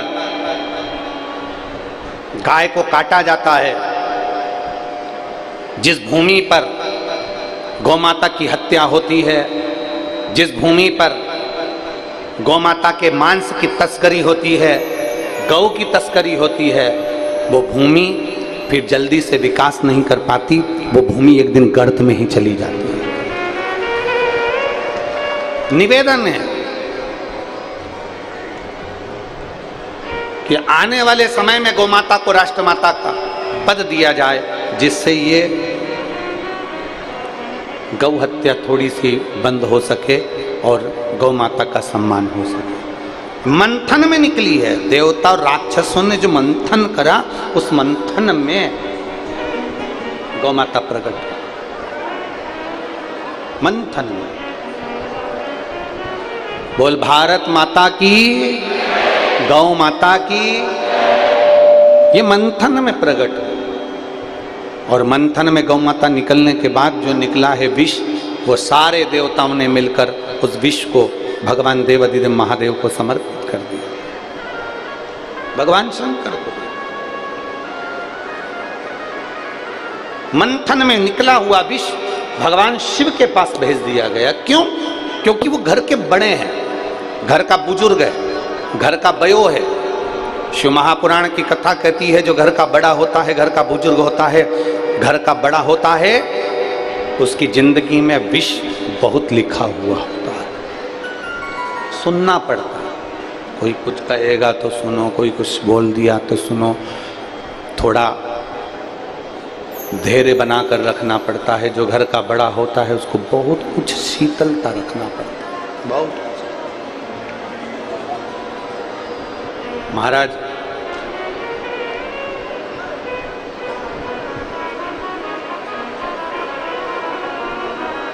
घर का जो बड़ा है उसको गंभीरता में भी रखा जाता है। मेरे देवाधिदेव महादेव, मेरे शंकर, मेरे ओघड़दानी, मेरे शंकर, मेरे शिव, मेरे त्रिकालदर्शी, सारे देव हैं। विष अमृत जो पीते हैं वो देव कहलाते हैं, और जो विष पीता है वो महादेव कहलाते हैं। शंकर ओघड़दानी विष पी रहे हैं क्योंकि देवों के देव हैं, घर के बड़े हैं, घर के बयो हैं, घर के वृद्ध हैं, घर के बुजुर्ग हैं, घर के बड़े हैं, वो विष पी रहे हैं। बड़े का काम क्या होता है? शिव महापुराण की कथा कहती है बड़े का क्या काम है? सबको साथ कर चलना, सबको लेकर चलना। पहले की जो छत होती थी ना, तो उस छत में ऊपर टीन लगा दी जाती थी। क्या बोलते हैं उसको? पतरा बोलते हैं या टीन बोलते हैं? लोहे की क्या बोलते हैं? छत्तीसगढ़ में लोहे का पतरा, लोहे की टीन, लोहे का पतरा लगा देते थे। पतरे का काम क्या है? पानी भी आएगा तो छत पे डला हुआ है तो पानी अंदर नहीं आने देगा। ठंड भी लग रही है तो पतरे से, गर्मी भी लग रही है तो पतरे को, पानी भी गिर रहा है तो पतरे को, हवा भी चल रही है तो पतरे पर। अंदर जो बैठा है वो एकदम आनंद में बैठा है। पतरे पर ओले बरस रहे हैं, बर्फ गिर रही है, पानी गिर रहा है, पत्रे पर, हवा चली पत्रा हिला। शिव महापुराण की कथा कहती है जो घर का बड़ा होता है वो लोहे के पत्रे जैसा होता है, उसको सब सहना पड़ता है। और पत्रा हवा में जैसे बहुत भड़भड़ करता है, पानी में भड़भड़ करता है, उसी तरह घर का जो बड़ा होता है सहता है तो मुख से कुछ कहता भी है। उसके कहे का बुरा ना मानते हुए बड़े का आदर करने का प्रयास करते हैं। बड़े का आदर करने का प्रयास करो, उसका सम्मान करने का प्रयास करो, उसको सत्कार देने का प्रयास करो। एक गुरुजी थे, चेले से बोले ऊपर आम लगा है जरा तोड़ ले। ऊपर केरी लगी है तोड़। चेला चढ़ा ऊपर और चेला जब चढ़ा, देख बेटा यहाँ पाँव रख ले, यहाँ हाथ रख ले, टहनी को पकड़ ले, डाली को पकड़ ले, और बेटे को वो चेले को ऊपर चढ़ा दिया। चेला ऊपर चढ़ गया, 70-80 फीट ऊपर चेला चढ़ गया और चेला केरी लेकर नीचे गिरा दी। अब उतरने लगा। ऊपर से उतर रहा था तो गुरुजी ने कुछ नहीं बोला कि यहाँ पाँव रख, कि यहाँ हाथ रख, कि इस टहनी को पकड़ ले, कि डाली को पकड़ ले, कि ये कर ले, कि वो कर ले। चेला तो बस उतरता गया। केवल 15 फीट की दूरी बची, उतरते उतरते मात्र 15 फुट की देरी बची और गुरुजी ने बोलना चालू करा, यहाँ पाँव पर रख ले, कोटर में पाँव रख, टहनी को पकड़ ले, डाली को पकड़ ले, पाँव को धीरे से रखना, आराम से रखना। चेले को तो गुस्सा आने लगा, इतनी ऊपर से उतरा तो गुरुजी ने एक शब्द नहीं बोला, नीचे नीचे आ गया तो गुरुजी अपना गुरुपन दिखाने लगे। गुरुजी तो अपना गुरुपन दिखा रहे। चेला नीचे उतर गया।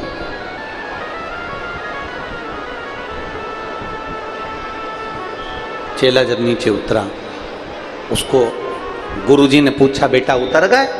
जी गुरुजी। हाँ गुरुजी। इतने में चेले को गुस्सा आया और चेले ने गुरुजी से कहा, क्या गुरुजी, इतनी ऊपर से उतर रहा था, तुमने एक बार भी नहीं बोला कि यहाँ पाँव रख ले, कि यहाँ हाथ रख ले, कि कोटर पकड़ ले, कि डाली पकड़ ले, कि तू यहाँ पाँव रख, कि यहाँ हाथ रख। और केवल 10-15 फीट की दूरी बची, उस 15 फीट की दूरी में तुमने कहना चालू कर दिया, इसको पकड़ ले, उसको पकड़ ले, पाँव यहाँ रख ले, हाथ यहाँ रख ले, गिर जाएगा, आराम से उतरना, ये करना, वो करना। इतने में गुरुजी ने कहा, देख बेटा नाराज मत हो, जब ऊपर से तू उतर रहा था ना, तेरे हृदय में भय था, तेरे हृदय में भय था। तू ऊपर से तो आराम से उतर गया, पर जो मंजिल जब व्यक्ति की नजदीक में आती है ना, मंजिल जब पास में पहुंचती है ना, व्यक्ति के तब पांव फिसलते हैं। इसलिए उस जगह पर गुरु काम आता है। मंजिल करीब में आए, मंजिल के करीब जब हम पहुंचते हैं तब हमारे पांव फिसलते हैं। बहुत 2 महीने से 3 महीने से जल चढ़ा रहे थे, 4 महीने से जल चढ़ा रहे थे, 5 महीने से जल चढ़ा रहे थे, जल चढ़ाते चढ़ाते फिर कोई आ गया, मंदिर जाना बंद कर दिया, मंजिल तुम्हारे हाथ से निकल गई। तब गुरु कहता है कि अंतिम क्षण तक छोड़ना मती, लक्ष्य को पकड़ कर चलो, मंजिल एक दिन तुम्हारे करीब में आएगी। बोल बम का नारा है। एक पत्र है, देखिए,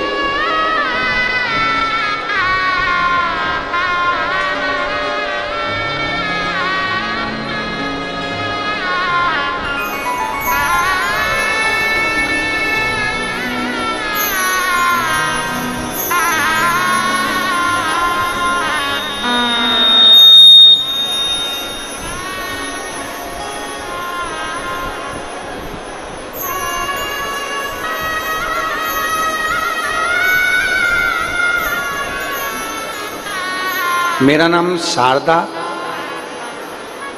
दर्रो, पति नमे सिंह दर्रो। मैं कांकेर छत्तीसगढ़ की निवासी हूँ। कहीं बैठी हो तो हाथ हिला सकती हैं। अगर कहीं बैठी हो तो हाथ हिला सकती हैं। शारदा दर्रो, पति नमे सिंह दर्रो। मैं कांकेर छत्तीसगढ़ की निवासी हूँ। कहीं बैठी हो तो हाथ हिला सकती हूँ।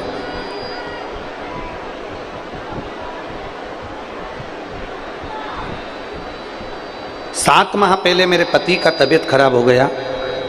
पत्र को आप लोग LED पर भी पढ़ सकते हैं और आस्था चैनल पर भी पढ़ सकते हैं। 7 माह पहले मेरे पति का तबीयत खराब हो गया। डॉक्टर को चेक करवाया, ब्लड का टेस्ट करवाया, रिपोर्ट आई तो रिपोर्ट में मालूम पड़ा कि उनको लास्ट स्टेज का कैंसर हो गया। कहीं बैठी हो तो हाथ हिला सकती हैं। लास्ट स्टेज का कैंसर हो गया। जैसे ही मालूम पड़ा हमारी आंखों में जल भर गया, हम बहुत परेशान होने लगे। गुरुदेव, पर बाबा पर भरोसा था। पति को जब कैंसर बताया उसके 7 महीने पहले हम सीहोर गए थे, बाबा को प्रणाम कर कर आए थे। वहाँ से रुद्राक्ष लेकर आए थे और रुद्राक्ष लेकर आए थे, वो हमारे पास रखा था। जैसे ही हमें मालूम पड़ा कि कैंसर हो गया, वो भी लास्ट स्टेज का, तब हमने तांबे के कलश में रुद्राक्ष को डाला और उसका पानी गलाकर शिव जी को चढ़ाया। वो पानी अपने पति को पिलाना चालू कर दिया। रात को 9:15 का जो आपका उपाय है रोग मुक्ति का, वो 9:15 वाला जो उपाय है गुरुदेव, जो किडनी के लिए, लीवर के लिए, कैंसर के लिए करा जाता है, वो रात को 9:15 वाली पूजन हमने शंकर जी की करना प्रारंभ करा। दूसरी बार मेरे पति को जब जांच कराने के लिए हम कैंसर हॉस्पिटल में वापस लेकर गए, जब उनकी दूसरी जांच प्रारंभ हुई तो डॉक्टर भी आश्चर्य में पड़ गया, इनके शरीर में कैंसर नहीं था। ये बाबा की कृपा। मेरा नाम शारदा दर्रो, पति का नाम नमेश सिंह दर्रो। मैं कांकेर छत्तीसगढ़ की निवासी हूँ। अगर कहीं बैठी हों तो व्यासपीठ के पास में आकर आई हैं, भेज दो उनको ऊपर, और उनके पति आए हों तो वो भी आ जाएं। उनके पति आए हों तो वो भी आ जाएं। शारदा दर्रो, पति का नाम नमेश सिंह दर्रो, कांकेर छत्तीसगढ़ के निवासी। शिव तत्व है। एक पत्र और है, देखिए। इंदर सिंह पत्नी ज्ञानती देवी, हाउसिंग बोर्ड ओ क्षेत्र भिलाई। मेरा मोबाइल नंबर ये है, कहीं बैठी हो तो हाथ हिला सकती हैं। इंदर सिंह पत्नी Gyanti Devi, housing board, mobile number ये है। मैं ज्ञानती देवी हाउसिंग बोर्ड की निवासी हूँ, भिलाई छत्तीसगढ़ में रहती हूँ। मेरे पति की तबीयत 15 दिसंबर के बाद अचानक खराब हो गई। उनकी आवाज़ में बदलाव आने लगा और उनका गला 80% काम करना बंद कर दिया। फिर हमने न्यूरोलॉजिस्ट के पास दिखाया। MRI कराने पर रिपोर्ट देखी तो डॉक्टर ने उनको कैंसर बता दिया। कैंसर बताने के बाद इसके बाद हम बड़े अस्पताल लेकर गए। वहाँ पर डॉक्टर ने रिपोर्ट देखकर कह दिया कि 6 महीने से साल भर के मेहमान हैं। 6 महीने से साल भर के मेहमान हैं, इससे ज़्यादा ये नहीं जिएंगे। इनके ब्रेन ट्यूमर हो गया है, उसका फैलाव हो गया है, जिसके कारण बस पूरे शरीर में कैंसर फैल गया। मेरे बड़े भाई ने, जो कि कोलकाता में रहता है, उसने मुझे बुलाया। हम इनको लेकर गए और वहाँ जाकर हमने इनकी जांच कराई। तो वहाँ पर भी 24/1/2024 को गए और वहाँ रहने पर 25-26 जनवरी को छुट्टी होने के कारण 29 जनवरी को हमारे को ऑपरेशन की तारीख दी गई। जब 29 तारीख को ऑपरेशन की तारीख दी गई, हम वापस कैंसर के हॉस्पिटल में उनको लेकर गए और वापस उनका CT scan Tata Medical Centre में PCT, CT scan, CT test सब कराना चालू हुआ तो मालूम पड़ा बाबा की ऐसी कृपा थी गुरुदेव। हमें 29 तारीख मिली थी। 29 तारीख के पहले हमने बाबा का जल चढ़ाना प्रारंभ करा, बेलपत्र खिलाना प्रारंभ करा और बाद में मालूम पड़ा कि इनको कैंसर है ही नहीं। ये शिव कृपा और बाबा की बड़ी करुणा है। ये शंभु है, इसको कहते हैं शिव तत्व, इसी को कहते हैं शंभु। कहीं बैठे हों, इंदर सिंह पत्नी Gyanti Devi, housing board Bhilai, mobile number ये है। अगर कहीं बैठे हों तो आप बेलपत्र लेने के लिए यहाँ आ सकते हैं। शिव तत्व इसी को कहते हैं।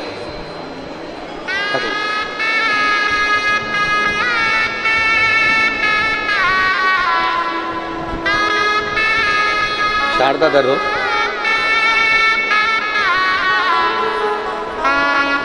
ये शारदा दर्रो जी पति नमे सिंह दर्रो जी, जिनको डॉक्टर ने कैंसर बता दिया था, और रात्रि के 9:15 वाला और शिव जी का रुद्राक्ष का जल और शिव का चढ़ा हुआ जल दिया, जिससे कैंसर समाप्त हुआ। ठीक है बाबू?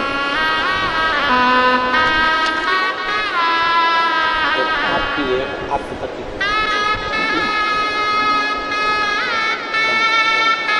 अब ठीक है?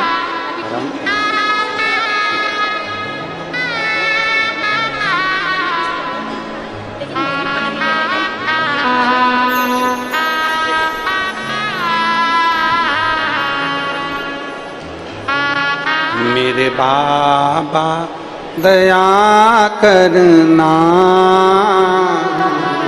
मैं तेरे भरोसे, भोले बाबा दया करना, मैं तेरे भरोसे हूँ, ना घर के भरोसे हूँ, ना परिवार के भरोसे हूँ, मेरे बाबा दया करना, मैं तेरे भरोसे हूँ, भोले बाबा दया करना, मैं तेरे भरोसे हूँ। शिव कथा कर रहे, भगवान देवादिदेव महादेव के पास में विष आया, शिव जी उसको पी लिया। कंठ पर माता पार्वती जी ने जाकर उस विष को अंदर नहीं जाने दिया। शिव जी का नाम नीलकंठ महादेव हो गया। बोल नीलकंठेश्वर महादेव। शिव का नाम नीलकंठेश्वर महादेव हो गया। भगवान देवादिदेव महादेव ने देवताओं से कहा, तुम ये अमृत भले पियो, मना नहीं, पर अमृत पीने पर तुम्हारे भीतर अभिमान ना आए, अहंकार ना आए, अमृत पियो, अच्छे से रहो। भगवान अगर धन देता है तो ये कभी नहीं कहता कि अभिमान करना, भगवान धन देता है तो ये कहता है इस धन का सदुपयोग करो, प्रयास करो कि इस धन को सदुपयोग में लगे, प्रयास करिए कि सत्कर्म होता रहे। आगे वर्णन आया सुंदर प्रसंगों में, भगवान तुमरुका जी चंचुला देवी को बड़े आनंद में भाव से भगवान शिव के 12 ज्योतिर्लिंग का स्मरण करा रहे हैं। चंचुला देवी भगवान शंकर की पवित्र कथा को सुनते हुए भगवान शिव ईश्वर जी और गोरा जी बनकर जो कथा सुन रहे हैं, समर्पण शिव महापुराण की कथा जो अमलेश्वर में चल रही, उस आनंदमय कथा को भगवान देवादिदेव महादेव, हाटकेश्वर महादेव भी श्रवण कर रहे हैं, श्रवण कर रहे हैं। और कहा, प्रथम ज्योतिर्लिंग का वर्णन करा श्री सोमनाथ जी का। चंद्र को काया का रोग हो गया, और चंद्र को काया का रोग हुआ। चंद्रदेव ने जाकर देवऋषि नारद से पूछकर भगवान शंकर की आराधना करना प्रारंभ करा, भगवान शिव की आराधना करा। जैसे ही महादेव की आराधना करी, भगवान देवादिदेव महादेव प्रसन्न हो गए और प्रकट होकर उन्होंने चंद्र की काया के रोग को मिटा दिया।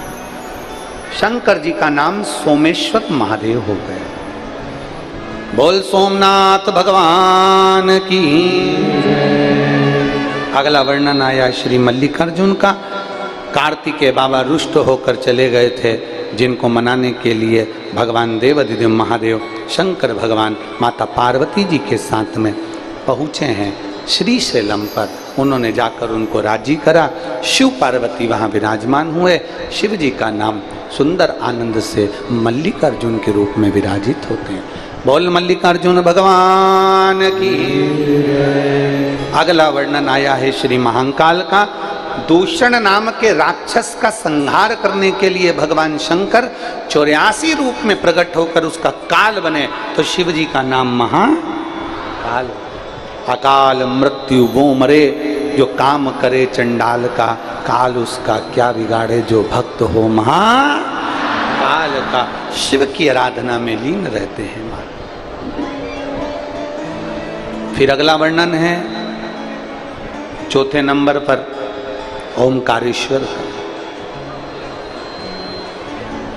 और बड़े किस्मत वाले हैं आप सभी जो ओमकारेश्वर की पवित्र भूमि से 9 जून से 15 जून तक सुंदर पवित्र शिव महापुराण कथा का लाभ लेंगे। दोपहर में 1 बजे से 4 बजे तक कथा आस्था चैनल पर भी आएगी। जो शिव भक्त 12 ज्योतिर्लिंग में से एक ज्योतिर्लिंग नर्मदा जी का तट ओमकारेश्वर की पवित्र भूमि पर बैठकर कथा सुनना चाहते हैं, बड़े भाव से आएं। धूप बहुत तेज है, गर्मी है, साथ में पानी की बोतल, छाता, ओढ़ना बिछाना साथ में लेकर चलें और बड़े भाव से, इस भाव से आए कि हमें वहां सेवा करें। भोजन बनाने का मौका मिले भोजन बनाओ, भोजन कराने का मौका मिले भोजन कराओ, क्योंकि यह कथा ओमकारेश्वर की, इसका कोई यजमान नहीं, इसके यजमान स्वयं ओमकारनाथ भगवान शंकर ही उसके यजमान, भगवान शिव ही उसके यजमान। और आप और हम सब शिव भक्त भगवान शंकर की उस आराधना में मां नर्मदा के घाट पर ओमकारेश्वर बाबा के चरणों में बैठकर कथा का लाभ लेंगे। बिंद नामक पर्वत ने भगवान शिव की आराधना करी थी और शंकर की आराधना कर कर भगवान ओमकारेश्वर नर्मदा के मध्य में विराजमान हो जाते हैं, वो ओमकारेश्वर कहलाते हैं। बोल ओमकारेश्वर भगवान की। अगला वर्णन आया है श्री केदारनाथ जी का। नर नारायण ने तप कर कर भगवान शंकर को यहाँ विराजमान किया, भगवान केदारेश्वर बनकर विराजित हुए। अगला वर्णन है फिर भीमा शंकर का। कुंभकर्ण की धर्मपत्नी करकटी, करकटी का पुत्र है भीम, जिसने बहुत उपद्रव मचाया, तब भगवान शंकर ने आकर भीम का संहार करा, तो शिव जी का नाम भीमा शंकर हो गया। भीमा शंकर।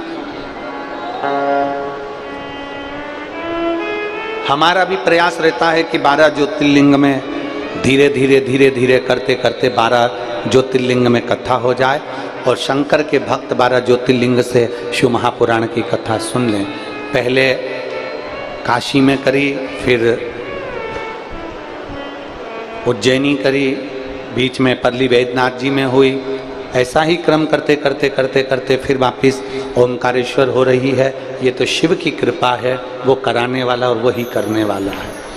आप और हम तो केवल एक निमित्त है। अगला वर्णन आता है काशी विश्वनाथ। मनु शत्रुपा ने तप कर कर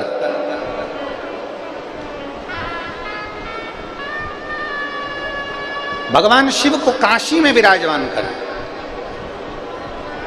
भगवान शंकर काशी में विराजित और विश्वनाथ बनकर विराजमान हुए। बोल काशी विश्वनाथ भगवान की। अगला वर्णन है त्र्यंबकेश्वर गौतम बाबा पर गौ हत्या का दोष लगा दिया।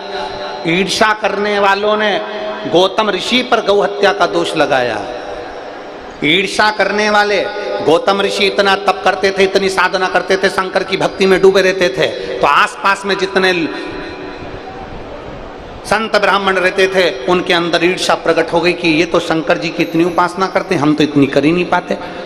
जो भी आता है वो गौतम ऋषि का जय जय घोष करता है, जो आता है वो गौतम ऋषि की जय जयकार करता है, और हमारा तो कोई नाम ही नहीं लेता। तो सारे ब्राह्मण ऋषि जो थे वो उनके मन में आया कि कुछ भी करके गौतम ऋषि पर गौ हत्या का दोष लगा दो। गणेश जी को गाय बनाया गया, गौतम ऋषि के आश्रम में भेजा गया और गणेश जी से कहा कि उनके आश्रम में तुम जाकर मर जाना, श्राप लगेगा, दुनिया के लोग हाहाकार करेंगे कि गौतम ऋषि ने गौ माता को मार दिया। देखिए ईर्ष्या, नफरत, जलन ये इतनी शरीर में हावी हो जाती है कि दूसरों का भला करने की जगह दूसरे का लोग बुरा करना प्रारंभ कर देते हैं, किसी की प्रतिष्ठा देखकर। और यहाँ रामचरितमानस में तो यहाँ तक कहा है, ऊंच निवास नीच करतूती और देख ही न सकही पराई विभूति।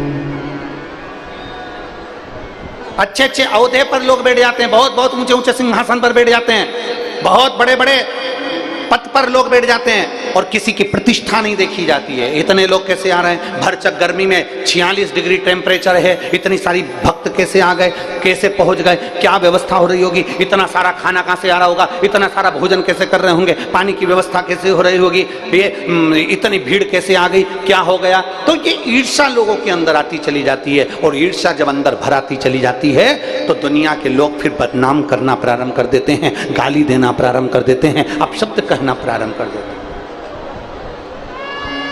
ईर्ष्या भरी है लोगों के अंदर, तो वो तुमको प्रकट करेंगे ही। ईर्ष्या अंदर,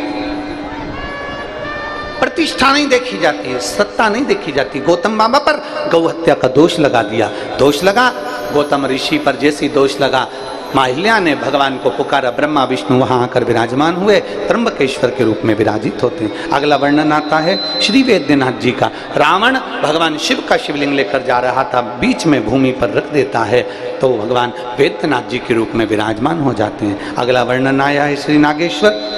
दारुक नाम के राक्षस के भगवान ने संहार किया, नागेश्वर के रूप में विराजित हो गए। अगले वर्णन है रामेश्वरम का। भगवान राम ने लंका पर चढ़ाई करने से पहले भगवान स्वयं शिव की स्तुति करते हैं, उनकी आराधना करते हैं, उनकी स्थापना करते हैं, रामेश्वरम के रूप में विराजमान हुए। अगला वर्णन है कृष्णेश्वर। सुधर्म नाम के ब्राह्मण की 2 धर्म पत्नियां थी, सुदेहा और घूष्मा। सुदेहा के यहाँ संतान नहीं हुई तो घूष्मा का बेटा सुदेहा को दे दिया, सुदेहा को दे दिया गया। सुदेहा ने बेटे को बड़ा करा, विवाह कर दिया। बहू को मालूम पड़ा कि मेरी असली सास तो घूष्मा है। बहू ने पूछना बंद कर। सुदेहा को गुस्सा आ गया, बेटे के तलवार से टुकड़े कर कर कपड़े में बांध कर तालाब में फेंक दिया। घूष्मा का मन था, घूष्मा की चित्तवृत्ति में शिव समाये थे। रोज शंकर की आराधना करती थी, शिवलिंग का निर्माण करती, भगवान शंकर का शिवलिंग तालाब में विसर्जन करने जाती। एक दिन घूष्मा ने सोचा मेरे बेटे को मैंने बहुत दिन से नहीं देखा, तभी उसका 1 हफ्ते पहले मरा हुआ बेटा तैरते हुए बाहर निकल कर आ गया। शिव जी का नाम कृष्णेश्वर महादेव। ये 12 ज्योतिर्लिंग का चरित्र भगवान देवाधिदेव महादेव श्रवण करते हैं। तुमरुका जी चंचुला देवी को कथा सुनाते हैं। चंचुला का पति बिंदु प्रेत योनि से मुक्त होता है। भगवान देवाधिदेव महादेव का आनंद राशि होते हैं। शिव जी जटा से बेलपत्र उठाकर शिव पोथी को समर्पित करते हैं। भगवान शंकर से तुमरुका जी ने वर प्राप्त किया। शंकर भगवान कहते हैं सुनो तुमरुका जी, कलयुग में, कलिकाल में जब चारों तरफ हाहाकार मच रहा होगा, हर तरफ मृत्यु ही मृत्यु दिख रही होगी, चारों तरफ हाहाकार मच रहा होगा, मृत्यु ही मृत्यु नजर आ रही होगी, तब भगवान शंकर कहते हैं तुमरुका जी, उस समय पर ये शिव महापुराण संपूर्ण भारत का, संपूर्ण विश्व का, संपूर्ण पृथ्वी का कल्याण कर रहा होगा। संपूर्ण पृथ्वी का कल्याण। ये शिव महापुराण की कथा जिस भूमि पर होगी, जिस जगह पर होगी, जिस स्थान पर होगी, उस भूमि पर, उस स्थान पर 7 दिन के लिए मैं स्वयं 12 ज्योतिर्लिंग छोड़कर, कैलाश और काशी छोड़कर विराजमान होऊंगा। जो इस शिव महापुराण की साक्षी में बैठकर मेरी प्रार्थना करेगा, आनंद से कथा कर तत्व श्रवण करेगा और दिल से अपने मन की बात मुझसे कहकर जाएगा, शिव जी कहते हैं उसकी झोली मैं स्वयं खुशियों से भरने के लिए पहुंच जाऊंगा।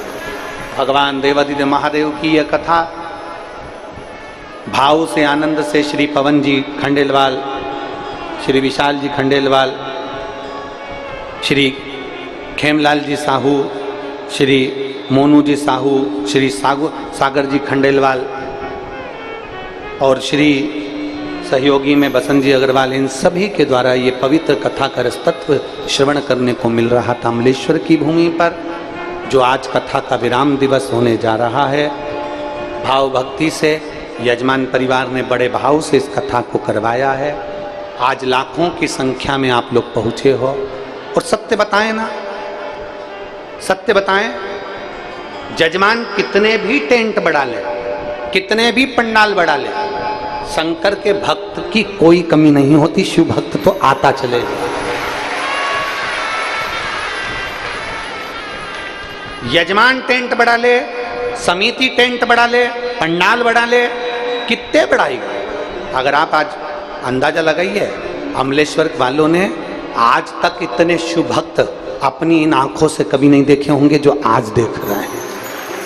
कितना बढ़ाएंगे, चारों तरफ गाड़ियां ही गाड़ियां। हम कहेंगे कैमरा टीम से कि आप दिखाना कि लोग बाहर धूप में छाता लगा लगा कर बैठे हुए हैं, टेंट नहीं तो अपनी अपनी चादर लेकर आए हैं, उसमें बैठे हुए हैं, और कोई आशा नहीं इनकी। ये मत सोचना कि तुम्हारे खाने के चक्कर में आए हैं कि तुम्हारे पीने के चक्कर में आए ना। पक्का शिव भक्त, उसको तो केवल कथा से मतलब होता है। एक बार आकर बैठ जाता है, 7 दिन अलमस्त होकर कथा का रसपान करता है। अपनी जिंदगी को आनंदमय जी। हम बहुत बहुत साधुवाद देते हैं सभी यजमान परिवार को और संपूर्ण अमलेश्वर की भूमि को, हाटकेश्वर बाबा के चरणों को प्रणाम करते हैं, गंगा मैया को नमन करते हैं, जिन्होंने इस पवित्र कथा को अपनी वाणी से कहलवाया। जो जिस कामना से आया है, आस्था चैनल के माध्यम से, फेसबुक यूट्यूब के माध्यम से और इन पंडालों में जो जिस भाव से कथा को श्रवण कर रहा है, मेरा देवाधिदेव महादेव आप सबके मन के मनोरथ पूर्ण करे, आपकी झोलियां खुशियों से भरे। मेरे भोले बाबा से निवेदन है, बाबा किसी स्त्री की गोद खाली ना रहे और किसी पुरुष की जेब खाली ना रहे, इतनी कृपा करते रहना बाबा, इतनी कृपा। मैं यहाँ की पुलिस प्रशासन को, यहाँ की मेडिकल टीम को, यहाँ की पंचायत को, यहाँ के विधायक महोदय, सांसद महोदय, यहाँ के कमिश्नर महोदय, कलेक्टर महोदय, एसपी, एसएसपी, डीएसपी, टीआई और जितने भी पुलिस कांस्टेबल यहाँ लगे हुए हैं, महिला पुरुष आदि आदि, सभी को साधुवाद देता हूँ, जिन्होंने बहुत अथक प्रयास से इतनी अच्छी व्यवस्था संभाली और व्यवस्थित रूप से सब कार्य संपन्न हुआ। 9 जून से 15 जून ओमकारेश्वर की पवित्र भूमि से 1 बजे से 4 बजे तक फिर बाबा के धाम नर्मदा जी के घाट से कथा सुनेंगे। उसके बाद में 18 जून से गंडई छत्तीसगढ़ की पवित्र भूमि से कथा सुनेंगे 2 बजे से 5 बजे तक। फिर 30 जून से विदिशा मध्य प्रदेश की पवित्र भूमि से आप और हम शिव महापुराण की कथा श्रवण करेंगे। ऐसा जून के महीने की कथाओं का क्रम रहेगा। बड़े भाव से, आनंद से आज कथा विराम लेने जा रही है। एक बार दिल से आप और हम सब बाबा को पुकारते हुए, भोला सब दुख काटो हमारा, ओ भोला सब दुख काटो, शिव शंकर जपो तेरी माला, भोले बाबा जपो तेरी माला, भोला सब दुख काटो हमारा, ओ भोला सब दुख काटो हमारा। वेश है मंगल मंगलकारी, वेश है मंगलकारी, शमशान वासी हमारा, शमशान वासी हमारा, ओ भोला सब दुख काटो हमारा, ओ भोला सब दुख काटो। बाबा से प्रार्थना करो, बाबा हमारे जीवन में खुशियाँ देना, आनंद देना, वैभव देना, तेरे चरणों की भक्ति देना और हमारे जीवन को आनंदित बनाना, सबके दुख दूर करना, सबके कष्ट दूर करना, सबकी झोलियाँ खुशियों से भरना।